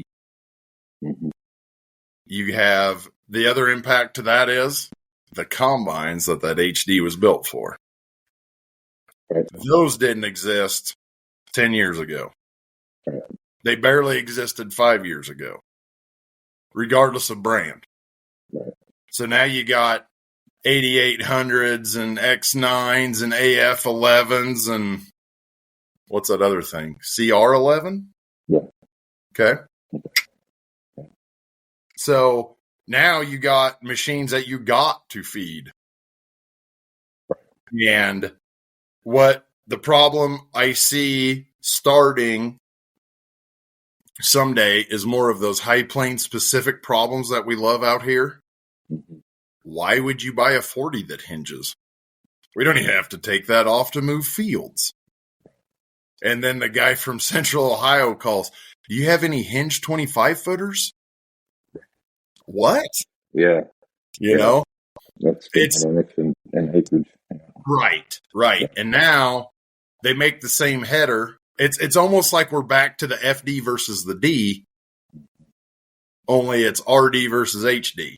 They're both F, but do I have bridges and trees? Do I not? Do I have to drive through traffic? Do I not? Yeah. So I think another thing too, when you look at the things, so let's move over to corn heads. Corn heads. The folding corn head. Finally. Folding corn head's been in Europe for a long time. Oh, yeah. Folding corn head for a long, long time.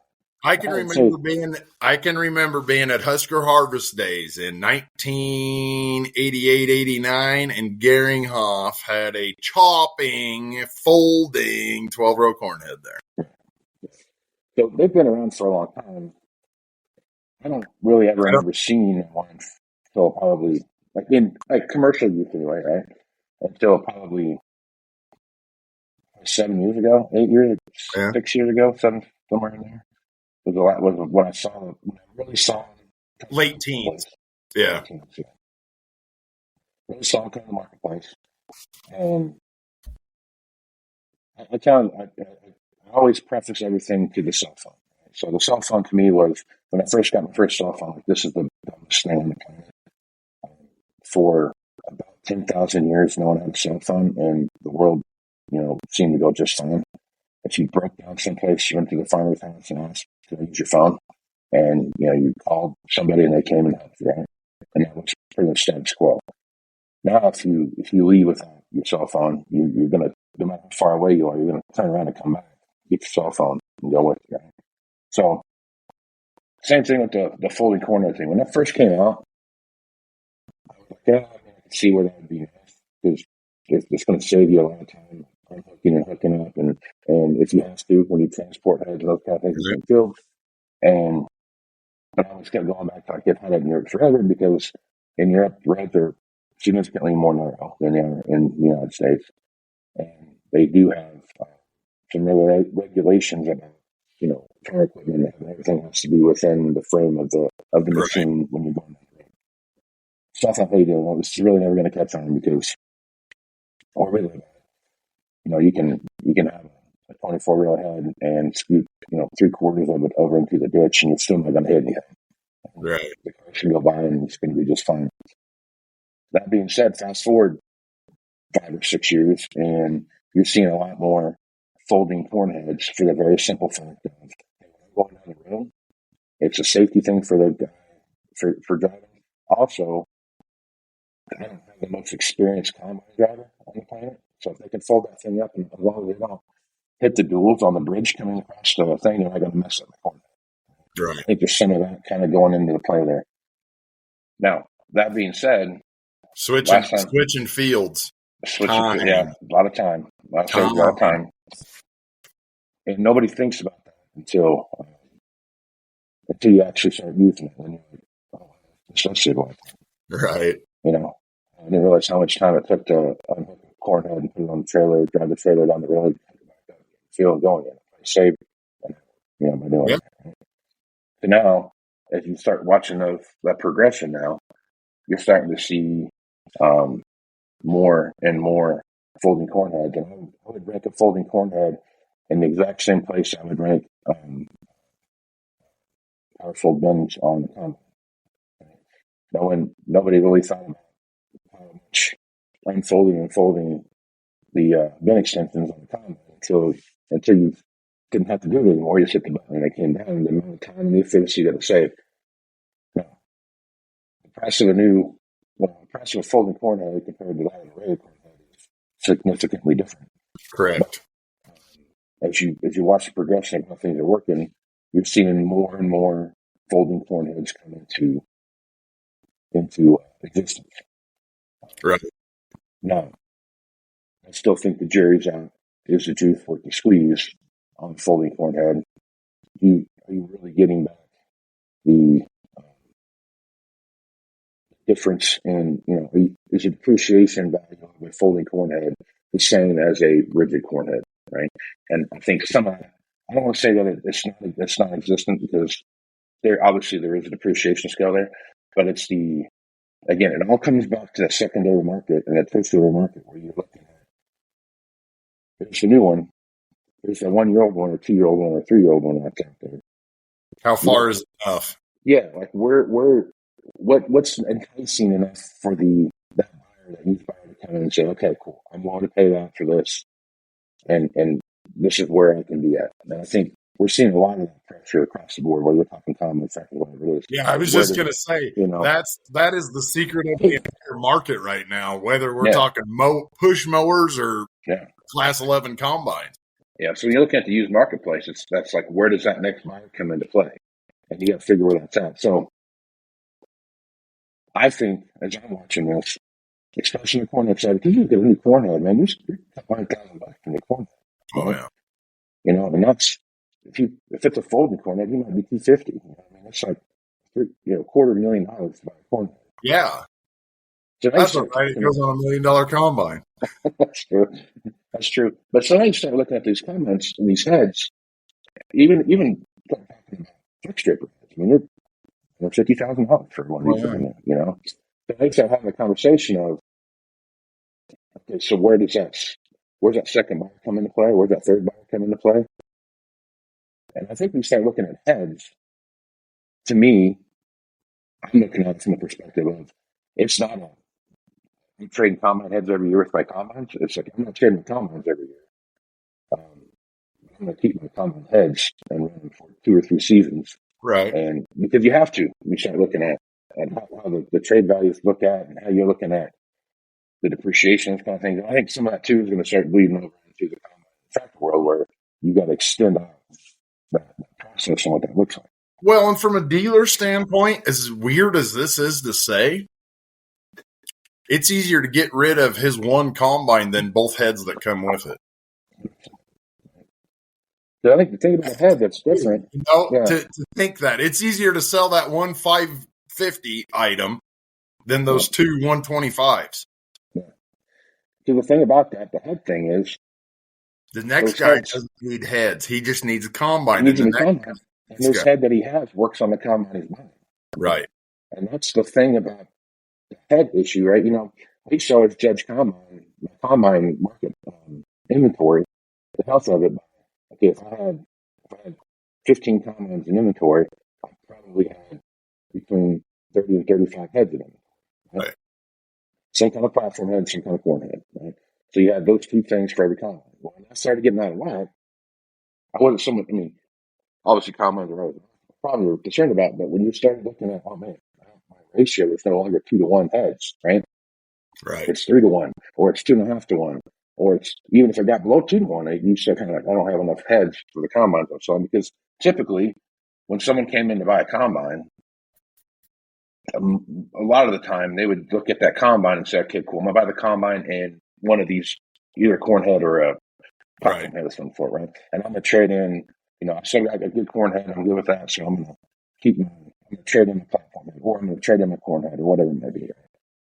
So we started getting that ratio started getting out of whack. You know, like you might start looking at, oh man, I got a lot more platform heads than I have combines for them to go on. Right? Yep. Or vice versa, right? So you started watching those things transpire. Today's marketplace is, I mean, you're looking at, I'm going to run my combine head until I'm going to run for 5 seasons or 6 seasons or something like that before I do it. And some of the guys I do like earlobes and those kind of things with choppers when they're looking at corn heads. There's a lot of guys there that are looking at that from the perspective of, oh, I don't need to trade my corn head. And so I can't find an adapter to fit on my chopper anymore. For that particular model. So, like, odds are, if you're doing earlage, if it's turning, it's going to rip the ear off. You're good. Go. You're good. Exactly.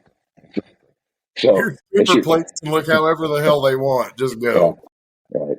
So then you start looking at how those things work. So as I look at the evolution of the head, as you look through where we're headed at now, these things are getting bigger.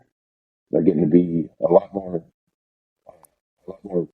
technology, and you start looking at flexing corn. Right. That's a whole other level of corn, right? And folding. Right? So you got this whole new animal out there that is going to, again, a flex corn head is going to be something that's going to be used in a very specialized situation. Right? You got a lot of terraces and all. Right. A lot of things out there. Like, you're not going to, I don't know too many guys where we're at that's going to go out and make sure we have a flexing corn head. Right. But it's going to be one of those things that the further east you go in smaller fields that have a lot more hills and terraces and those kind of things, you see a lot more. Eastern Corn Belt, for sure. If you're digging into where's the market at for corn heads, to me, I look at it and I'm saying you should be prepared to have a customer that's going to run a corn head at least 3 years moving forward. If you start looking at, you start watching things move through.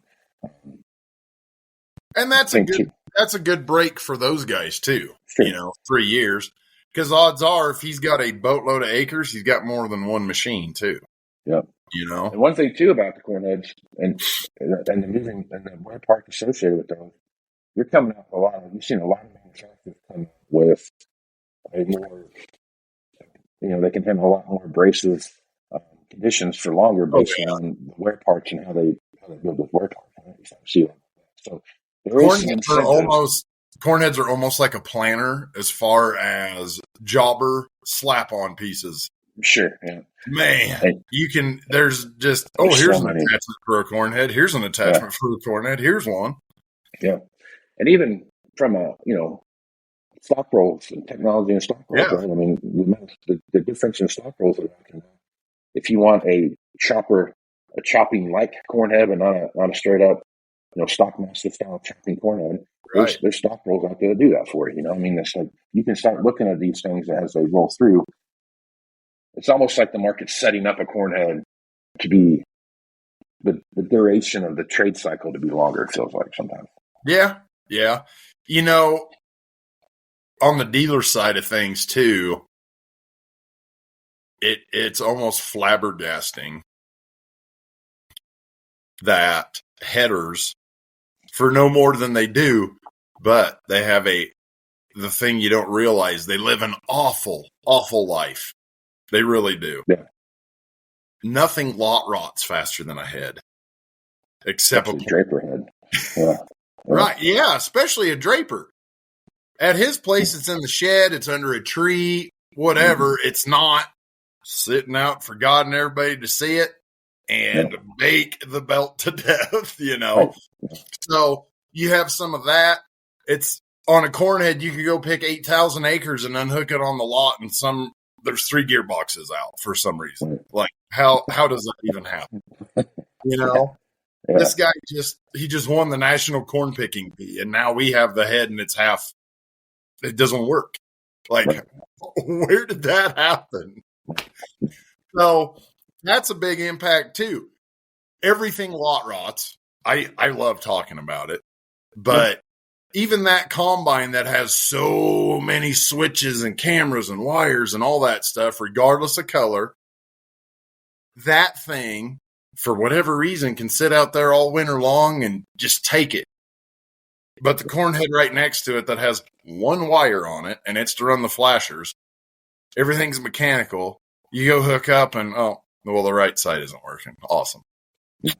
Good things. There's a lot of it. It is amazing how fast cornhead. You know, I think too, I used to love the old 93 series.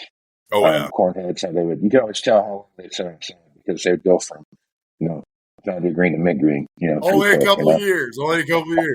Guys would call and be like, "Is that a blue one?" Yeah. Oh.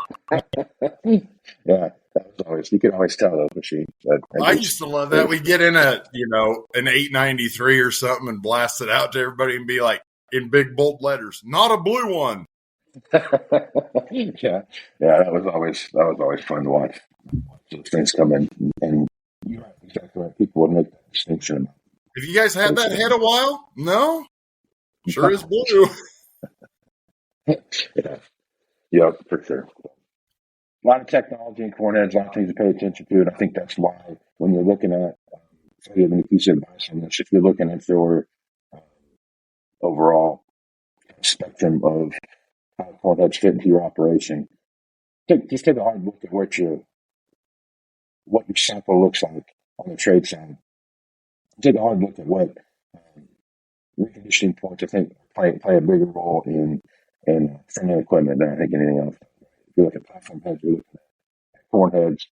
There's sometimes you can spend as much as you want to on a corn head. It's a pretty impressive money that you can reconditioning a corn head.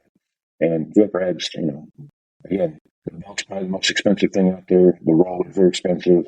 Those kind of things. But then just taking a look at those things and where those come into play, what the market looks like, and you can do it pretty easy. Jump on any listing site and look at platform heads and look at corn heads and how many they're out there, and then look at how many combines are out there, and you can tell pretty quick where your head's going to fall into play. So, right. Well, worth your time to have that conversation with your dealer. When's the right time for me to trade heads? But probably a good place to stop. People want to reach out to you, Aaron, and get more information about what you're doing. What's the easiest way to do that? I'm on all the social medias. Well, not all of them. I'm on Facebook and Twitter or X by my name. Shoot me an email, afintel@21equip.com, or you can call me or text me, 308-760-1193. Right on.